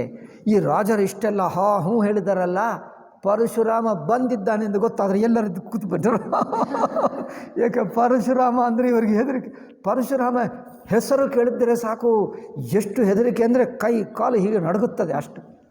ಪರಶುರಾಮ ಅಂದರೆ ಕ್ಷತ್ರಿಯರನ್ನು ಸಾಯಿಸಿಬಿಟ್ಟನಲ್ಲ. ಪರಶುರಾಮ ಯಾರೋ ಬಂದರು, ಏನೋ ಆಯಿತು, ಏನೋ ಎಲ್ಲರೂ ಹೆದರ್ಕೊಂಡು ಬಿಟ್ಟರು. ಜನರು ಓಡಿ ಹೋಗ್ತಾ ಇದ್ದಾರೆ, ಕೆಲವರಿಲ್ಲಿ ಕೆಲವರಿಲ್ಲಿ. ಹಾ ಎಂದು ಹೇಳಿದ್ರು. ಏನಾಯಿತು ಹೇಳಿದರು. ಯಾರೋ ಬಂದರಂತೆ. ಯಾರು ಹೇಳಿ? ಪರಶುರಾಮ ಹೆಸರು ಕೇಳಿದರೆ ಸಾಕು, ನಿಂತಿರುವ ರಾಜರೆಲ್ಲ ಸೈಲೆಂಟ್ ಆಗಿಬಿಟ್ಟು ಕುರ್ಚಿ ಮೇಲೆ ಕೂತುಬಿಟ್ರು. ಯಾರು ಮಾತಾಡ್ತಾ ಇಲ್ಲ. ಯಾಕೆ? ಸೀತಾರಾಣಿಗೆ ಒಳ್ಳೆಯದಾಯಿತು, ಪರಶುರಾಮ ಬಂದಿದ್ದು ಒಳ್ಳೆಯದಾಯಿತು. ಹೇಳಿದ್ದೇನಲ್ಲ, ಆಸೆ ನಂತರ ನಿರಾಶೆ ನಂತರ ಮತ್ತೆ ಆಸೆ ನಂತರ ಮತ್ತೆ ನಿರಾಶೆ. ತುಳಸಿದಾಸ ಅದು ಇದು ತುಂಬ ಮಾಡ್ತಾನೆ. ತೆಹಿ ಅವಸರ ಸುನಿಸಿವದನು ಭಂಗ ಆಯವು ಭೃಗು ಕುಲ ಕಮಲ ಪತಂಗ. ಭೃಗು ಮಹರ್ಷಿ ವಂಶದಲ್ಲಿ ಹುಟ್ಟಿರುವ ಪರಶುರಾಮ ಬಂದುಬಿಟ್ಟ. ದೇಕಿ ಮಹೀಪ ಸಕಲ ಸಕುಚಾನೆ. ರಾಜಕುಮಾರರೆಲ್ಲ ನೋಡಿಬಿಟ್ಟು ಹೆದರ್ಕೊಂಡು ಬಿಟ್ಟರು. ಅಯ್ಯೋ ಬಾಜ ಜಪಟ ಜನು ಲವಾಲು ಕಾನೆ. ಅವ್ರಿಗೇನೆಂದರೆ ಒಂದು ಅದೇನು ಪಕ್ಷಿಯನ್ನು ಗರುಡ ಬಂದು ಆ ಸಣ್ಣ ಪಕ್ಷಿಯನ್ನು ಹಿಡ್ಕೊಂಡು ಬಿಡ್ತಾನೆ ನೋಡಿ. ಹಿಡ್ಕೊಂಡ್ರೆ ಪಕ್ಷಿ ಕಿಡ್ಕೊಂಡು ಬಿಟ್ಟರೆ ಏನಾಗ್ತದೆ? ಪಕ್ಷಿ ಸುಮ್ಮನೆ ಇದ್ದು ಬಿಡ್ತದೆ. ಏನಾಗಿದೆ? ರೆಕ್ಕೆ ಹಿಡಿದಂತೆ ಆಗುತ್ತದೆ, ಅಲಗಾಡೋಕ್ಕಾಗಲ್ಲವಲ್ಲ. ಹಾಗೆ ಪರಶುರಾಮ ಬಂದು ಒಬ್ಬೊಬ್ಬ ರಾಜರನ್ನೆಲ್ಲ ತನ್ನ ಬಿಗಿ ಕೈಯಲ್ಲಿ ಹಿಡ್ಕೊಂಡಂತೆ ಸುಮ್ಮನೆ ಕೂತ್ಬಿಟ್ರು. ಯಾರು ಮಾತಾಡ್ತಾ ಇಲ್ಲ, ಕೈ ಕಾಲು ಅಲಗಾಡ್ತಾ ಇಲ್ಲ, ಹೀಗೆ ಕೂತ್ಬಿಟ್ರು. ಏಕೆ? ಪರಶುರಾಮ ರಾಜರನ್ನೆಲ್ಲ ಸಾಯಿಸ್ತಾನೆ, ನಮ್ಮನ್ನೇ ಸಾಯಿಸ್ತಾನೇನೋ ಒಂದು ಯುದ್ಧ. ಯುದ್ಧ ಮಾಡ್ತೀನಿ ರಾಮನ ಜೊತೆಗೆ ಹೇಳಿದ್ರೆ ಮಾಡು, ಈಗ ಪರಶುರಾಮನ ಜೊತೆಗೆ ಮಾಡು. ಈಗ ಮಾಡೋಕ್ಕಾಗಲ್ಲ. ಬೇಡ ಹೇಳ್ತಾರೆ, ಯುದ್ಧ ಮಾಡಲ್ಲ. ಏನಪ್ಪ ನೀವು ವೀರ ಪರಾಕ್ರಮಿ, ಏನು ಹೇಳಿದ್ರೆ ಮಾಡು, ಈಗ ಮಾಡು. ದೇಕಿ ಮಹೀಪ ಸಕಲ ಸಕುಚಾನೆ ಬಾಜ ಜಪಟ ಜನು ಲವಾಲು ಕಾನೆ. ಗೌರ ಶರೀರ ಭೂತಿ ಬಲ ಬ್ರಾಜ ಬಾಲ ಬಿಸಾಲ ತ್ರಿಪುಂಡ ಬಿರಾಜ. ಹೇಗಿದ್ದಾನೆ? ಅವರು ಉದ್ದನಾಗಿರುತ್ತಾನೆ. ಪರಶುರಾಮ ಮಹಾಪರಾಕ್ರಮಿ, ಉದ್ದನಾಗಿದ್ದಾನೆ. ಗೌರ ಶರೀರ, ಗೌರ ಅಂದರೆ ಕೆಂಪು ಶರೀರ ಇದೆ. ಇಷ್ಟು ದೊಡ್ಡ ತ್ರಿಪುಂಡ, ಶಿವ ತ್ರಿಪುಂಡ ಇಲ್ಲಿಂದ ಇಲ್ಲಿಗೆ ವಿಭೂತಿ ಹಚ್ಕೊಂಡ ಬಂದ. ಯಾರು? ಪರಶುರಾಮ. ಗೌರ ಶರೀರ ಭೂತಿ ಬಲ ಬ್ರಾಜ ಬಾಲ ಬಿಸಾಲ ತ್ರಿಪುಂಡ ಬಿರಾಜ. ಸೀಸ ಜಟಾ ಸಸಿ ಬದನು ಸುಹಾವ ರಿಸಬಸ ಕಚುಕ ಅರುಣ ಹೊಯಿ ಆವ. ಭ್ರುಕುಟಿ ಕುಟಿಲ ನಯನ ರಸಿರಾತೆ. ಅವರು ಹೇಗಿದ್ದಾನೆ? ತಲೆ ಹೇಗಿದೆ? ಶಿಶು ಬದನ ಸುಹಾವ ಋಷಿಬದ ಕಚುಕ ಅರುಣ ಹೊಯಿ ಆವ. ಭ್ರುಕುಟಿ ಕುಟಿಲ, ಕೋಪ ಬಂದಿದೆ ಪರಶುರಾಮ ಬಂದಿದ್ದಾಗ. ಕೈಯಲ್ಲಿ ಪರಶು ಇಟ್ಕೊಂಡ, ಅದಕ್ಕೇನು ಹೇಳ್ತಾರೆ? ಪರಶುರಕ್ಕೆ ಕೊಡಲಿ ಹೇಳ್ತಾರೆ. ಪರಶು ಕೊಡಲಿ ಇಟ್ಕೊಂಡ, ಕೋಪ ಬರ್ತಾ ಇದೆ. ಭ್ರುಕುಟಿ ಕುಟಿಲ ನಯನ ರಿಸ, ಕಣ್ಣಿನಲ್ಲಿಷ್ಟು ಕೋಪ ಇದೆ, ಕೋಪಾಗ್ನಿ. ಸಹಜಹು ಚಿತವತ ಮನಹುರಿಸಾತೆ. ಯಾರಾದರೂ ಮುಖ ನೋಡಿದರೆ ಹೆದರ್ಕೊಂಡು ಬಿಡ್ತಾನೆ, ಹಾಗಿದ್ದಾನೆ. ವೃಷಭ ಕಂದವುರ ಬಾಹು ಬಿಸಾಲ, ವಿಶಾಲವಾದ ಭುಜಬಲ ಇದೆ ಅವರಿಗೆ, ವಿಷಗಳು. ಚಾರು ಜನೇವು, ಒಳ್ಳೆಯ ಯಜ್ಞೋಪವೀತ ಇಟ್ಕೊಂಡ. ಮಾಲ ಮೃಗ ಚಾಲ, ಅಷ್ಟೇ ಶರೀರ ಮೇಲೆ ಮೃಗ ಅಂದರೆ ಜಿಂಕೆಯ ಚರ್ಮ ಉಟ್ಕೊಂಡ. ಕಟಿ ಮುನಿ ಬಸನ ತೂನ ದುಯ್ಯಿ. ಪರಶುರಾಮ ಅವತಾರ ವರ್ಣನ. ಕಟಿ ಸುನಿ ಬಸನ ಮುನಿ ವಸ್ತ್ರ. ಕಟಿ ಅಂದರೆ ಕೆಳಗೆ ಮಾತ್ರ ಮುನಿಗಳ ವಸ್ತ್ರ ಇರುತ್ತದೆ ನೋಡಿ, ನಾರ ಬಟ್ಟೆ ಹೇಳ್ತಾರ, ನಾರು ಬಟ್ಟೆ. ಆ ನಾರು ಬಟ್ಟೆ ಕೆಳಗೆ ಉಟ್ಕೊಂಡ. ತೂನ ದುಯ್ಯಿ ಬಾಂದೆ. ಏನದು ಧನು, ಇಲ್ಲಿ ತುಣೀರ ಇರುತ್ತದೆ ನೋಡಿ, ಧನುಸ್ಸುಗೆ ಮಾಡುವುದಕ್ಕೆ ಬಾಣಗಳದು, ಅದು ಧನು ಸರ ಕರ ಕುಠ ಅರಕಲ. ಇಲ್ಲಿ ಧನುಸ್ಸು ಈ ಸೈಡ್ ಇದೆ, ಈ ಭುಜಕ್ಕೇನೋ ತುಣೀರ ಇದೆ. ತುಣೀರ ಅಂದರೆ ಬಾಣಗಳದ ಇರುತ್ತೆ ನೋಡಿ, ಅದು ಇದೆ. ಈಗ ಇನ್ನು ಪರಶು ಈ ಕೈಯಲ್ಲಿದೆ. ಇದೆಲ್ಲ ಇಟ್ಕೊಂಡು ಧನು ಸರ ಕರ ಕುಠ ಅರುಕಲ ಬಕ ಅಂದೆ ಸಾತ ಬೇಷು ಕರನಿ ಕಠಿಣ. ಅವರು ವೇಷ ನೋಡಿದ್ದರೆ ಮುನಿಗಳ ವೇಷ ಇದೆ. ಮುನಿ ಅಂದರೆ ಯಾರು? ಶಾಂತ ಸ್ವರೂಪ. ಮುನಿ ಶಾಂತವಾಗಿರುತ್ತಾರಲ್ಲ, ಸಮಾಧಾನ, ಶಾಂತ, ಎಲ್ಲಿ ಕೋಪ ದ್ವೇಷ ಜಗಳ ಸ್ವಭಾವ ಇರುವುದಿಲ್ಲ, ಶಾಂತ ವೇಷ. ವೇಷ ನೋಡಿದ್ದರೆ ಶಾಂತವಾಗಿದ್ದಾನೆ, ಸ್ವಭಾವ ನೋಡಿದ್ದರೆ ಮಹಾಕೋಪಿಷ್ಟ, ಉಲ್ಟಾ ಕೋಪಿಷ್ಟ ಸ್ವಭಾವ, ಶಾಂತ ವೇಷ. ಗುಂಡಾಗಳು ಒಂದು ಸಾಧು ವೇಷ ಹಾಕ್ಕೊಂಡ್ರೆ ಹೇಗಿರುತ್ತಾರೆ ನೋಡಿ, ಅಲ್ಲವೇ? ಟೆರರಿಸ್ಟ್ಗಳು ಸಾಧು ವೇಷ ಹಾಕ್ಕೊಂಡ್ರೆ ಹೇಗಿರ್ತದೆ ಹಾಗಿದೆ, ಅಲ್ಲವೇ? ಶಾಂತ ಬೇಷು ಕರಣಿ ಕಠಿಣ. ತುಳಸಿದಾಸ ಇದೆಲ್ಲ ವರ್ಣನೆ ಮಾಡ್ತಾನೆ. ಶಾಂತ ವೇಷ, ಕರಣಿ ಕಠಿಣ, ಪ್ರಯತ್ನ, ಮಾತು ಕಠಿಣ, ಕೆಲಸ ಕಠಿಣ, ಕಠೋರವಾಗಿ ಮಾತು, ಕಠೋರ ಕೆಲಸ, ವೇಷ ಮಾತ್ರ ಶಾಂತ ವೇಷ, ಮುನಿಗಳ ವೇಷ, ಅಲ್ಲವೇ? ಶಾಂತ ಬೇಷು ಕರಣಿ ಕಠಿಣ, ಬರನಿನ ಜಾಯಿ ಸ್ವರೂಪ. ಇವರು ಹೇಗಿದ್ದಾನೆ ಎಂದು ವರ್ಣಿಸಕ್ಕಾಗಲ್ಲ. ಧರಿ ಮುನಿ ತನುಜನು ಬೀರರಸು. ಮುನಿ ಶರೀರವೇನೋ ಮುನಿ ಶರೀರ ಇದೆ, ವೀರರಸ ಮತ್ತು ಸ್ವಭಾವ ನೋಡಿದ್ದರೆ ವೀರ ಲಕ್ಷಣ. ಆಯವು ಜಹ ಸಬಭೂಪ. ಎಲ್ಲಿ ಈ ರಾಜರೆಲ್ಲ ಇದ್ದರೋ, ಸಭೆ ಇದ್ದಾರೋ, ಈ ಸಭೆಗೆ ಬಂದುಬಿಟ್ಟ. ದೇ ಕಥ ಭೃಗುಪತಿ ವೇಷು ಕರಾಲ. ఆయన ಕರಾಲ ವೇಷ ಅಂದರೆ ಭಯಂಕರ ವೇಷ. ಪರಶುರಾಮ ವೇಷ ಭಯಂಕರ ಅಂದರೆ ಧನುಸ್ಸುಗಳು ನೋಡಿ ಭಯಂಕರ. ಖಡ್ಗ ಇದೆ, ಕೊಡಲಿ ಹೇಳ್ತಾರ, ಕೊಡಲಿ ಇದೆ, ಖಡ್ಗ ಇದೆ, ಧನುರ್ಬಾಣಗಳಿವೆ. ಇದು ನೋಡಿದ್ದರೆ ಭಯಂಕರ ವೇಷ. ಮಿಕ್ಕದು ಮುನಿವೇಷ, ಇವು ಮಾತ್ರ ಭಯಂಕರ. ಇದು ನೋಡಿ ರಾಜರೆಲ್ಲ ಉಟೆ ಸಕಲ ಭಯ ಬಿಕಲ ಭುವಾಲ. ರಾಜರು ಕೂತಿರುವ ರಾಜರೆಲ್ಲ ಎದ್ದು ಬಿಟ್ಟು ಕೆಲವರು ಓಡೇ ಹೋದರಂತೆ, ಕೆಲವರು ಓಡಿ ಹೋದರು, ಕೆಲವರು ಕುರ್ಚಿ ಕೆಳಗೆ ಹೋಗಿ ನಿಂತುಕೊಂಡರು, ಕೆಲವರು ಏನು ತನ್ನ ಭಕ್ತರಿದ್ದಾರಲ್ಲ, ತನ್ನ ಜೊತೆಗೆ ಬಂದಿರುವ ಮಂತ್ರಿಗಳು ಸೇವಕರು ಅವರೆಲ್ಲ ಮಧ್ಯದಲ್ಲಿ ಹೋಗಿ ನಿಂತುಕೊಂಡು ಏನೋ ಕೆಲಸ ಇದ್ದಂತೆ, ಏನೋ ಮಾತಾಡ್ತಾ ಇದ್ದರು. ಏಕೆಂದರೆ ಪರಶುರಾಮನಿಗೆ ಕಂಡು ಬರಬಾರದಂತೆ. ಇನ್ನೊಂದು, ರಾಜಕುಮಾರರು ಕೂತಿರುವ ಜಾಗ ಒಂದಿರುತ್ತದೆ, ಮಿಕ್ಕ ಜನರಲ್ ಪಬ್ಲಿಕ್ ಕೂತಿರುತ್ತದಲ್ಲ. ಇವರು ರಾಜಕುಮಾರರಂದರೆ ಪರಶುರಾಮ ಎಲ್ಲಿ ರಾಜರಿರುತ್ತಾರೋ ಅವರ ಮೇಲೇ ದಂಡಯಾತ್ರ, ಅಲ್ಲವೇ? ಅವರು ಎಲ್ಲ ಕಡೆ. ಆದ್ದರಿಂದ ಆ ರಾಜಕುಮಾರರ ಜಾಗ ಬಿಟ್ಟು ಜನರಲ್ ಪಬ್ಲಿಕ್ ಹೋಗಿಬಿಟ್ರು, ಅಲ್ಲಿ ಸೇರ್ಕೊಂಡು ಬಿಟ್ಟರು. ಏಕೆ? ಅವರು ಪರಶುರಾಮ ಬಂದು ಸಾಯಿಸ್ತಾನೆ. ತುಳಸಿದಾಸ ಅದ್ಭುತವಾಗಿ ಮಾಡ್ತಾನೆ. ದೇಕತ ಭೃಗುಪತಿ ಬೇಷು ಕರಾಲ, ಉಟೆ ಸಕಲ ಭಯ ಬಿಕಲ ಭುವಾಲ, ಪಿತು ಸಮೇತ ಕಹಿ ನಿಜ ನಾಮ. ಈಗ ಎಲ್ಲರೂ ಆ ವೇದಿಕೆ ಮೇಲಕ್ಕೆ ಬಂದುಬಿಟ್ಟ. ಎಲ್ಲರೂ ಹೆದರ್ಕೊಂಡು ಸಾಯಿಸ್ತಾನೋ ಏನೋ ಎಂದುಬಿಟ್ಟು ತನ್ನ ಅಪ್ಪನ ಹೆಸರು ಹೇಳಿಬಿಟ್ಟು ನಮಸ್ಕಾರ ಮಾಡಿದ್ದಾರೆ. ಎಲ್ಲರೂ ನನ್ನ ಏನು ಮಾಡಿ ನಮಸ್ಕಾರ ಮಾಡಿದ್ರು. ಮತ್ತೆ ನಮಸ್ಕಾರ 2 ಸಲ. ಏಕೆ? ದಯದಿಂದ ನಮ್ಮನ್ನು ಬಿಡುತ್ತಾನೋ ಏನೋ, ಎಲ್ಲದು ಅವ್ರು ಹಿಡ್ಕೊಂಡು ಬಿಟ್ಟರೆ ಸಾಯಿಸಿಬಿಡ್ತಾನೆ. ಪಿತು ಸಮೇತ ಕಹಿ ನಿಜ ನಾಮ, ಲಗೆ ಕರ್ಣಸಭ ದಂಡ ಪ್ರಣಾಮ. ಎಲ್ಲರೂ ದಂಡವತ್ ಪ್ರಣಾಮ ಮಾಡ್ತಾ ಇದ್ದಾರೆ, ಸಾಷ್ಟಾಂಗ ನಮಸ್ಕಾರ, ಏಕೆಂದರೆ ನಮ್ಮನ್ನು ನೋಡಿ ಬಿಡುತ್ತಾನೆ ಎಂದು. ಜನಕ ಬಹೋರಿ ಆಯಿಸಿರು ನಾವ, ಜಹಿ ಸುಭಾಯ ಚಿತ ಬಹಿಹಿತು ಜಾನಿ, ಸೋ ಜಾನಯಿ ಜನು ಭಾಯಿ ಕುಟಾನಿ. ಜನಕ ಬಹೋರಿ ಆಯಿಸಿರು ನಾವ, ಸೀಯ ಬಲಾಯಿ ಪ್ರಣಾಮು ಕರಾವ. ರಾಜಕುಮಾರರು ಹೀಗಾಯಿತು. ಈಗ ಜನಕ ಬಂದು ನಮಸ್ಕಾರ ಮಾಡಿದ. ಜನಕ ನಮಸ್ಕಾರ ಮಾಡಿ ಸೀತೆಯನ್ನು ಕರೆದು ಸೀತೆಯಿಂದ ನಮಸ್ಕಾರ ಮಾಡಿಸಿದ. ಏಕೆ? ಋಷಿಗಳಲ್ಲವೇ? ಪರಶುರಾಮ ಅಂದರೆ ಒಂದು ಋಷಿ, ಒಂದು ಬ್ರಾಹ್ಮಣ, ಅದಕ್ಕೋಸ್ಕರ ಅವರಿಗೆ ಅನುಗುಣವಾಗಿ ನಮಸ್ಕಾರ. ಆಶಿಷ ದೀನ ಸಖಿ ಹರ ಶಾನಿ. ಸೀತೆಯನ್ನು ನೋಡಿ ಮಾತ್ರ ಆಶೀರ್ವಾದ ಕೊಟ್ಟ. ಅಮ್ಮಯ್ಯ, ಸಖಿಗಳಿಗೆಲ್ಲ ಆನಂದವಾಯಿತು. ಏಕೆ? ಅಯ್ಯೋ, ಈ ಬಂದಿರುವ ಇಷ್ಟು ಕೋಪಿಷ್ಟೆಲ್ಲ ಏನು ಮಾಡ್ತಾನೋ, ಸೀತೆಗೆ ಮಾತ್ರ ನಿಮಗೆ ಶುಭವಾಗಲಿ ಎಂದು ಆಶೀರ್ವಾದ ಮಾಡಿದನು. ಸೀತೆಗೆ ಏನು ದೋಖ ಇಲ್ಲ, ಕಷ್ಟ ಇಲ್ಲ. ಸೀತೆಗೆ ಒಳ್ಳೆಯ ಆಶೀರ್ವಾದ ಮಾಡಿದ ಅಂದರೆ ಒಳ್ಳೆಯದಾಗುತ್ತದೆ. ಆಶಿಷ ದೀನ್ ಹಿ ಸಖಾ ಸಖಿ ಹರ್ಷಾನಿ, ನಿಜ ಸಮಾಜ ಲಯ ಗಯಿ ಸಯಾನಿ. ಸೀತೆಯನ್ನು ಕರ್ಕೊಂಡು ಹೋಗಿ ತಾವು ಎಲ್ಲ ಹೆಂಗಸರು ಕೂತಿರ್ತಾರೋ ಅವರ ಜಾಗದಲ್ಲಿ ಕೂರಿಸಿದ್ದಾರೆ. ವಿಶ್ವಾಮಿತ್ರು ಮಿಲೆ ಪುನಿಯಾಯಿ. ವಿಶ್ವಾಮಿತ್ರ ಬಂದು, ಈಗ ಇವರನ್ನು ಋಷಿಗಳಲ್ಲವೇ, ಋಷಿಗಳು ಭೇಟಿ ಮಾಡಿದ್ದಾಗ ಹೇಗಿರುತ್ತದೆ? ವಿಶ್ವಾಮಿತ್ರ ಬಂದರೆ ಪರಸ್ಪರ ಮಾತಾಡಿ ಎಲ್ಲ ಪರಸ್ಪರದಿಂದ ಒಂದು ಆದರದಿಂದ ಮಾತಾಡಿಕೊಂಡರು. ಋಷಿಗಳು ಸಾಧುಗಳು ಭೇಟಿಯಾದಾಗ ಒಂದು ವಿನಯ, ಪರಸ್ಪರ ಆದರ, ಒಂದು ಪೂಜ್ಯ ಭಾವ, ಒಂದು ಸದ್ಭಾವ ಇರುತ್ತದೆ. ಆ ಭಾವದಿಂದ ವಿಶ್ವಾಮಿತ್ರು ಮಿಲೆ ಪುನಿಯಾಯಿ ಪದ ಸರೋಜ ಮೇಲೆ ದೊವು ಬಾಯಿ. ಈಗ ರಾಮ ಲಕ್ಷ್ಮಣರು ಹೋಗಿ ಪರಶುರಾಮನಿಗೆ, ಅವರು ಋಷಿಗಳು ಮುನಿಗಳಲ್ಲವೇ, ಇವರು ರಾಜಕುಮಾರರು ಬಂದು ಅವರು ಪಾದ ಮೇಲೆ ಬಿದ್ದು ಇಬ್ಬರು ನಮಸ್ಕಾರ ಮಾಡಿದ್ದಾರೆ. ರಾಮು ಲಖನ ದಶರಥ ಕೈಡೋಟ ದೀನಿಯಸಿ ಸದೇಕಿ ಬಲಿ ಜೋಟ. ಇವರಿಬ್ಬರು ರಾಜಕುಮಾರರಿವರು ದಶರಥನ ಮಕ್ಕಳು ಎಂದು ವಿಶ್ವಾಮಿತ್ರ ಪರಿಚಯ ಮಾಡಿಕೊಟ್ರೆ ಆಯಿತು ಶುಭ ಎಂದು ಇಬ್ಬರಿಗೆ ಆಶೀರ್ವಾದ ಮಾಡ್ತಾನೆ ಪರಶುರಾಮ. ರಾಮ ಹಿಚಿತಯ್ಯರಹೇ ಥಕಿಲೋಚನ. ಪರಶುರಾಮ ರಾಮಚಂದ್ರನ ನೋಡಿದ್ದರೆ ಮಾತ್ರ ಇದು ಸಾಮಾನ್ಯ ಮನುಷ್ಯ ಅಲ್ಲ, ಏನೋ ಒಂದು ದಿವ್ಯ ತೇಜಸ್ಸಿದೆ. ಸೂರ್ಯನಿಗಿಂತ ಹೆಚ್ಚು, ಚಂದ್ರನಿಗಿಂತ ಹೆಚ್ಚು. ಚಂದ್ರನ ಹಾಗೆ ಕೋಮಲವಾಗಿದೆ, ಸೂರ್ಯನ ಹಾಗೆ ತೇಜಸ್ಸಿದೆ.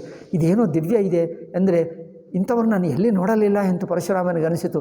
ಹಾಗೆ ನೋಡ್ತಾನೇ ಇದ್ದಾನೆ, ರಾಮನನ್ನೇ ನೋಡ್ತಾ ಇದ್ದಾನೆ. ಮತ್ತೆ ಪರಶುರಾಮನು ಅಷ್ಟು ದೊಡ್ಡ ಋಷಿಕವಾಲಸೆ ರಾಮನೇ ನೋಡತಕ್ಕವನು ಅನಿಸಿತು. ನೋಡ್ತಾನೇ ಇದ್ದಾನೆ.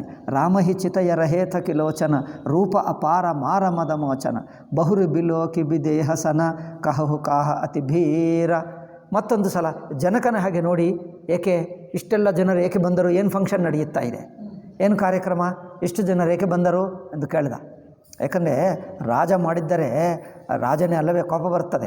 ಇದೆಲ್ಲ ಹೇಗೆ ಬಂದರು ಎಂದು ಪೂಛತ ಜಾನೆ ಅಜಾನ ಜಿಮಿ ವ್ಯಾಪ್ಯವು ಕೋಪ ಶರೀರ. ನಂತರ ಗೊತ್ತಾಗಿಬಿಟ್ಟು ಏನು, ಈಗ ಶಿವಧನುಸ್ಸಿಟ್ಟಿದ್ದಾರೆ, ಇದೆಲ್ಲ ಆಯಿತು. ಸಮಾಚಾರ ಕಹಿ ಜನಕ ಸುನಾಯೆ ಜಹಿ ಕಾರಣ ಮಹೀಪ ಸಭ ಆಯೆ. ಏಕೆ ಕಾರಣ, ನಾನು ಒಂದು ಹಿಂದೆ ಪ್ರತಿಜ್ಞೆ ಮಾಡಿದೆ, ನಮ್ಮ ಸೀತೆಯನ್ನು ಮದುವೆ ಮಾಡಬೇಕಂದರೆ ಶಿವಧನುಸ್ಸು ಎತ್ತಬೇಕು. ಈಗ ಶಿವಧನುಸ್ಸು ಎತ್ತಿದ್ದಾರೆ, ಇದು ಆಯಿತು, ಸ್ವಯಂವರ ಆಯಿತು ಎಂದು.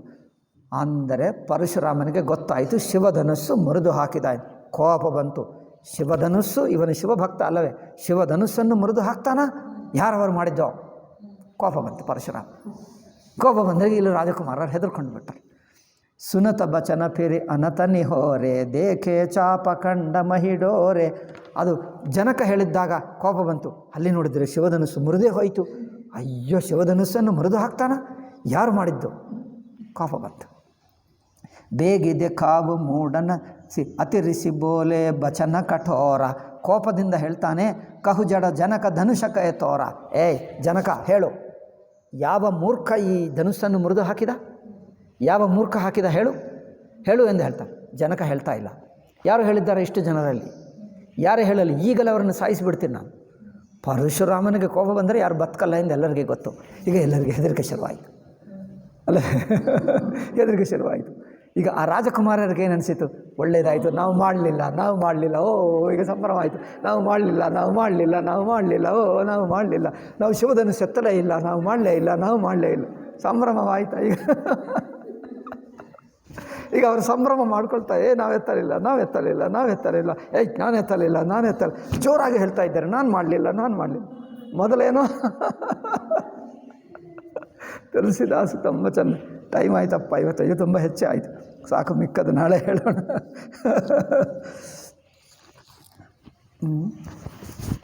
ಬೇಗಿದ್ದೆ ಕಾವು ಮೂಢನತೆ ಆಜು ಉಲಟಮ ಮಹಿಜಹ. ನೋಡು, ಬೇಗ ತೋರಿಸು, ಯಾರು ಮಾಡಿದ್ದಾರೆ, ಯಾರು ಒಡೆದು ಹಾಕಿದ್ದಾರೆ. ಇಲ್ಲದಿದ್ದರೆ ಇಡೀ ಪ್ರಪಂಚವನ್ನೇ ನಾನು ಒಡೆದು ಹಾಕಿಬಿಟ್ಟು ಭೂಮಂಡಲವನ್ನೇ ಮನುಷ್ಯರಹಿತ ಮಾಡಿಬಿಡ್ತೀನಿ.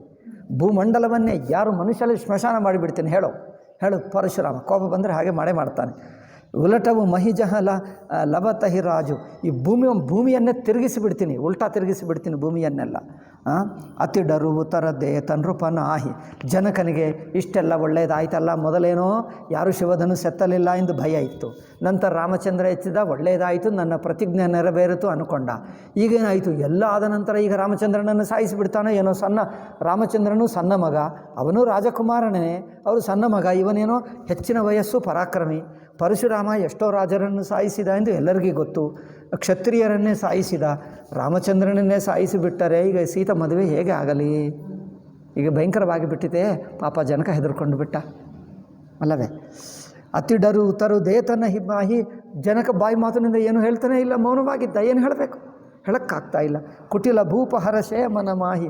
ಈಗ ಈ ಕೆಟ್ಟ ರಾಜರಿದ್ದಾರಲ್ಲ, ಸಂಭ್ರಮ ಪಡ್ಕೊಂಡ್ರು, ನಾವು ಒಡೆದು ಹಾಕಲಿಲ್ಲ. ಸುರಮುನಿ ನಾಗ ನಗರ ನರ ನಾರಿ ಸೋಚಹಿ ಸಕಲ ತ್ರಾಸ ಉರಬಾನ್. ಈಗ ಮಿಕ್ಕ ಸ್ತ್ರೀಯರು, ಪುರುಷರು, ಋಷಿಗಳು, ಮೇಲೆ ಇರುವಂಥ ಋಷಿಗಳು, ಮೇಲೆ ಇರುವ ದೇವತರು, ಪಾಪ ಎಲ್ಲರಿಗೂ ಬೇಜಾರಾಯಿತು. ಅಯ್ಯೋ ಏನು ಮಾಡಬೇಕಪ್ಪ, ಎಲ್ಲ ಒಳ್ಳೆಯದಾಯಿತು ಅಂದ್ಕೊಂಡ್ರೆ ಇದೇನಾಗಿಬಿಟ್ಟಿತು. ಪರಶುರಾಮ ಎಲ್ಲಿಗೆ ಬಂದ? ಮನಪಚಿತಾತಿ ಸೀಯ ಮಹತಾರಿ. ಸೀತಾ ತಾಯಿ ಪಶ್ಚಾತ್ತಾಪ ಮಾಡಿಕೊಳ್ತಾ ಇದ್ದಾರೆ. ಒಳ್ಳೆಯ ಹುಡುಗ ಸಿಕ್ಕಿದ, ಶಿವಧನುಸ್ಸೆ ಎತ್ತಿದ, ಸೀತೆಗೆ ಒಳ್ಳೆಯ ವರ ಸಿಕ್ಕಿದ ಅಂದ್ಕೊಂಡಿದ್ದೇವೆ. ಈಗ ಮದುವೆ ಆಗಬೇಕು ಮುಂಚೆನೇ ಸಾಯಿಸಿಬಿಡ್ತಾರಲ್ಲ, ಈಗ ನಾವೇನು ಗತಿ? ಸೀತಾ ತಾಯಿಗೆ ಬೇಜಾರಾಯಿತು. ಬಿದಿ ಅಬಸಮರಿ ಬಾತ ಬಿಗಾರಿ, ಎಲ್ಲ ಕೆಲಸ ಒಳ್ಳೆಯದಾಗಿದ್ದನ್ನು ಕೊನೆಗೆ ಬ್ರಹ್ಮದೇವ ಹಾಳು ಮಾಡಿಬಿಟ್ಟನಲ್ಲ. ಕೆಲಸ ಎಲ್ಲ ಸರಿಯಾಗಿ ನಡೆಯಿತು ಕೊನೆಯವರೆಗೂ, ಈ ಲಾಸ್ಟ್ ಮಿನಿಟ್ನಲ್ಲಿ ಹಾಳು ಮಾಡಿಬಿಟ್ಟ ಬ್ರಹ್ಮದೇವ. ಅಯ್ಯೋ ಈ ಬ್ರಹ್ಮದೇವಪ್ಪ, ನೀವು ಬುದ್ಧಿವಂತ ಅಂದ್ಕೊಂಡಿದ್ದೀವಿ ಹೊರತು ಇಂಥವನು ಅಂದ್ಕೊಂಡಿಲ್ಲ. ನೀವು ಏನು ಮಾಡ್ತೀಯಪ್ಪ, ನೀವು ಎಲ್ಲ ಒಳ್ಳೆಯ ಕೆಲಸನೆಲ್ಲ ಹಾಳು ಮಾಡೋದೇ ನಿನಗೆ ಬರುತ್ತದೆ. ಬ್ರಹ್ಮದೇವನಿಗೆ ಭೃಗುಪತಿ ಕರ ಸ್ವಭಾವ ಸುನಿಸೀತ. ಯಾರೋ ಹೇಳಿದ್ದರು, ಇವರು ಯಾರು ಎಂದು ಋಷಿ ಹೇಳಿದರು. ಗೊತ್ತಾ, ಇವನು ಪರಶುರಾಮ ಕ್ಷತ್ರಿಯರೆಲ್ಲರನ್ನು 7 ಸಲ ತಿರುಗಿ ಭೂಮಂಡಲವೆಲ್ಲ ಕ್ಷತ್ರಿಯ ಹೀನ ಮಾಡಿಬಿಟ್ಟ. ಎಷ್ಟೋ ರಾಜರನ್ನು ಸಾಯಿಸಿದ್ದ. ಇವರ ಜೊತೆಗೆ ಯುದ್ಧ ಮಾಡಿರುವ ಯಾವ ರಾಜ ಇಷ್ಟುವರೆಗೂ ಬದುಕಿರಲಿಲ್ಲ. ಅಷ್ಟು ಪರಾಕ್ರಮ ಹೇಳಿದ್ದಾರೆ. ಅಯ್ಯೋ ಸೀತೆಗೆ ಭಯವಾಯಿತು. ಅರ್ಧ ನಿಮೇಷ ಕಲಪ ಸಮಬೀತ. ಒಂದು ಅರ್ಧ ನಿಮಿಷವೂ ಯುಗ ಹಾಗೆ ನಡೆಯುತ್ತಾ ಇದೆ. ಏನಾಗ್ತದೋ ಎಲ್ಲರಿಗೂ ಭಯ. ಸಭೆಯ ಬಿಲೋಕೆ ಲೋಗ ಸಭ ಜಾನಿ ಜಾನಕಿ ಭೀರು. ಸಭೆಯಲ್ಲಿರುವ ಜನರೆಲ್ಲ ಹೆದರ್ಕೊಂಡು ಬಿಟ್ಟರು. ರಾಜಕುಮಾರರು ಹೆದರ್ಕೊಂಡು ಬಿಟ್ಟರು. ರಾಜಕುಮಾರರಿಗೆ ಹೆದರಿಕೆ ಅವರು ಸಂತೋಷವಾಯಿತು. ಮಿಕ್ಕ ಜನರು ಮಾತ್ರ ಹೆದರ್ಕೊಂಡು ಬಿಟ್ಟರು. ಸೀತಾ ಪಾಪ ಹೆದರ್ಕೊಳ್ತಾ ಇದ್ದಾರೆ. ಹೃದಯನ ಹರ್ಷ ವಿಷಾದ ಕಚ. ಈಗ ರಾಮಚಂದ್ರನಿಗೆ ಮಾತ್ರ ಹೃದಯದಲ್ಲಿ ಸುಖ ಇಲ್ಲ, ದುಃಖ ಇಲ್ಲ, ಟೆನ್ಷನ್ ಇಲ್ಲ, ಏನಿಲ್ಲ. ನಿಧಾನವಾಗಿ ನಿಶ್ಚಿಂತವಾಗಿ ನಿರ್ಭಯವಾಗಿ ಮಗಳು ನಗುತ್ತಾನೇ ಇದ್ದಾನೆ, ಏನು ಹೇಳಲಿಲ್ಲ. ಬೋಲೆ ಶ್ರೀ ರಘುಬೀರ. ರಾಮಚಂದ್ರ ಹೇಳ್ತಾನೆ. ಏನು ಹೇಳ್ತಾನೆ? ಈಗ ಹೇಳುವುದ ಅಲ್ಲ. ರಾಮಚಂದ್ರ ಏನೋ ಒಂದು ಮಾತು ಹೇಳಿ ಬಿಟ್ಟು ಬಿಡ್ತಾನೆ, ಹೆಚ್ಚು ಹೇಳಲ್ಲ, ಒಂದೇ ಮಾತು ಹೇಳ್ತಾನೆ. ಏನು, ಯಾರೋ ನಿಮ್ಮ ಭಕ್ತರು, ನಿಮ್ಮ ಸೇವಕರು, ನಿಮ್ಮಂಥ ಸೇವಕರು ಯಾರೋ ಮಾಡಿದ್ದಾರೆ ಎಂದು ಹೇಳಿದ ಅಷ್ಟೇ. ನಿಮ್ಮ ಸೇವಕರೇ ಮರೆದು ಹಾಕಿದ್ದಾರೆ ಅಷ್ಟೇ ಹೇಳಿದ, ಸುಮ್ಮನೆ ಇದ್ದ. ಮಧ್ಯದಲ್ಲಿಗೆ ಲಕ್ಷ್ಮಣ ಅಂದುಕೊಳ್ತಾನೆ. ಈಗ ಲಕ್ಷ್ಮಣ ಅವನಿಗೆ ಇನ್ನೂ ಪರಶುರಾಮನಿಗೆ ಕೋಪ ಹೆಚ್ಚು ಮಾಡಿ ಪ್ರಚೋದನೆ ಮಾಡ್ತಾನೆ. ಅವನಿಗೇನು ಪರಶುರಾಮನಿಗೆ ಕೋಪ ಹೆಚ್ಚು ಮಾಡ್ತಾನೆ, ಲಕ್ಷ್ಮಣ ಇನ್ನೂ ಮಾಡ್ತಾನೆ. ಇಬ್ಬರಿ ಮಧ್ಯೆ ಸಂಭಾಷಣೆ ನೋಡಬೇಕು, ಅದ್ಭುತವಾಗಿದೆ. ಆ ಸಂಭಾಷಣೆ ನೋಡಿದ್ದರೆ ಕೊನೆಗೂ ಅದು ಎಲ್ಲ ತುಳಸಿದಾಸು 2, 3, 4 ಪೇಜ್ಗಳು ಮಾಡ್ತಾನೆ. ತುಂಬ ಹೊತ್ತು ನಡೆಯುತ್ತದೆ. ಒಂದು ದಿವಸ ಆಗಲ್ಲ, 2 ದಿವಸ ಆಗ್ತದೆ, 3 ದಿವಸ ಆಗ್ತದೆ. ಇಬ್ಬರಿ ಮಧ್ಯೆ ಸಂಭಾಷಣ ಲಕ್ಷ್ಮಣ ಪರಶುರಾಮ. ಇದು ವಾಲ್ಮೀಕಿಯಲ್ಲಿಲ್ಲ, ಎಲ್ಲಿಯೂ ಇಲ್ಲ. ಪರಶುರಾಮ ಬರುತ್ತಾನೆ, ಮದುವೆ ಆದ ನಂತರ ಬರುತ್ತಾನೆ. ಇವ ಮದುವೆಗೆ ಮುಂಚೆನೇ ಈ ಸಭಾಮಂಡಪಕ್ಕೆ ಬರುತ್ತಾನೆ. ಲಕ್ಷ್ಮಣ ಪರಶುರಾಮ ಸಂವಾದ ಅದ್ಭುತವಾಗಿದೆ, ಕೇಳತಕ್ಕದ್ದಿದೆ. ಓಂ ಶಾಂತಿ ಶಾಂತಿ ಶಾಂತಿ. ಹರಿ ಓಂ ಶ್ರೀ ಗುರುಭ್ಯೋ ನಮಃ. ಹರಿ ಓಂ ತತ್ಸತ್.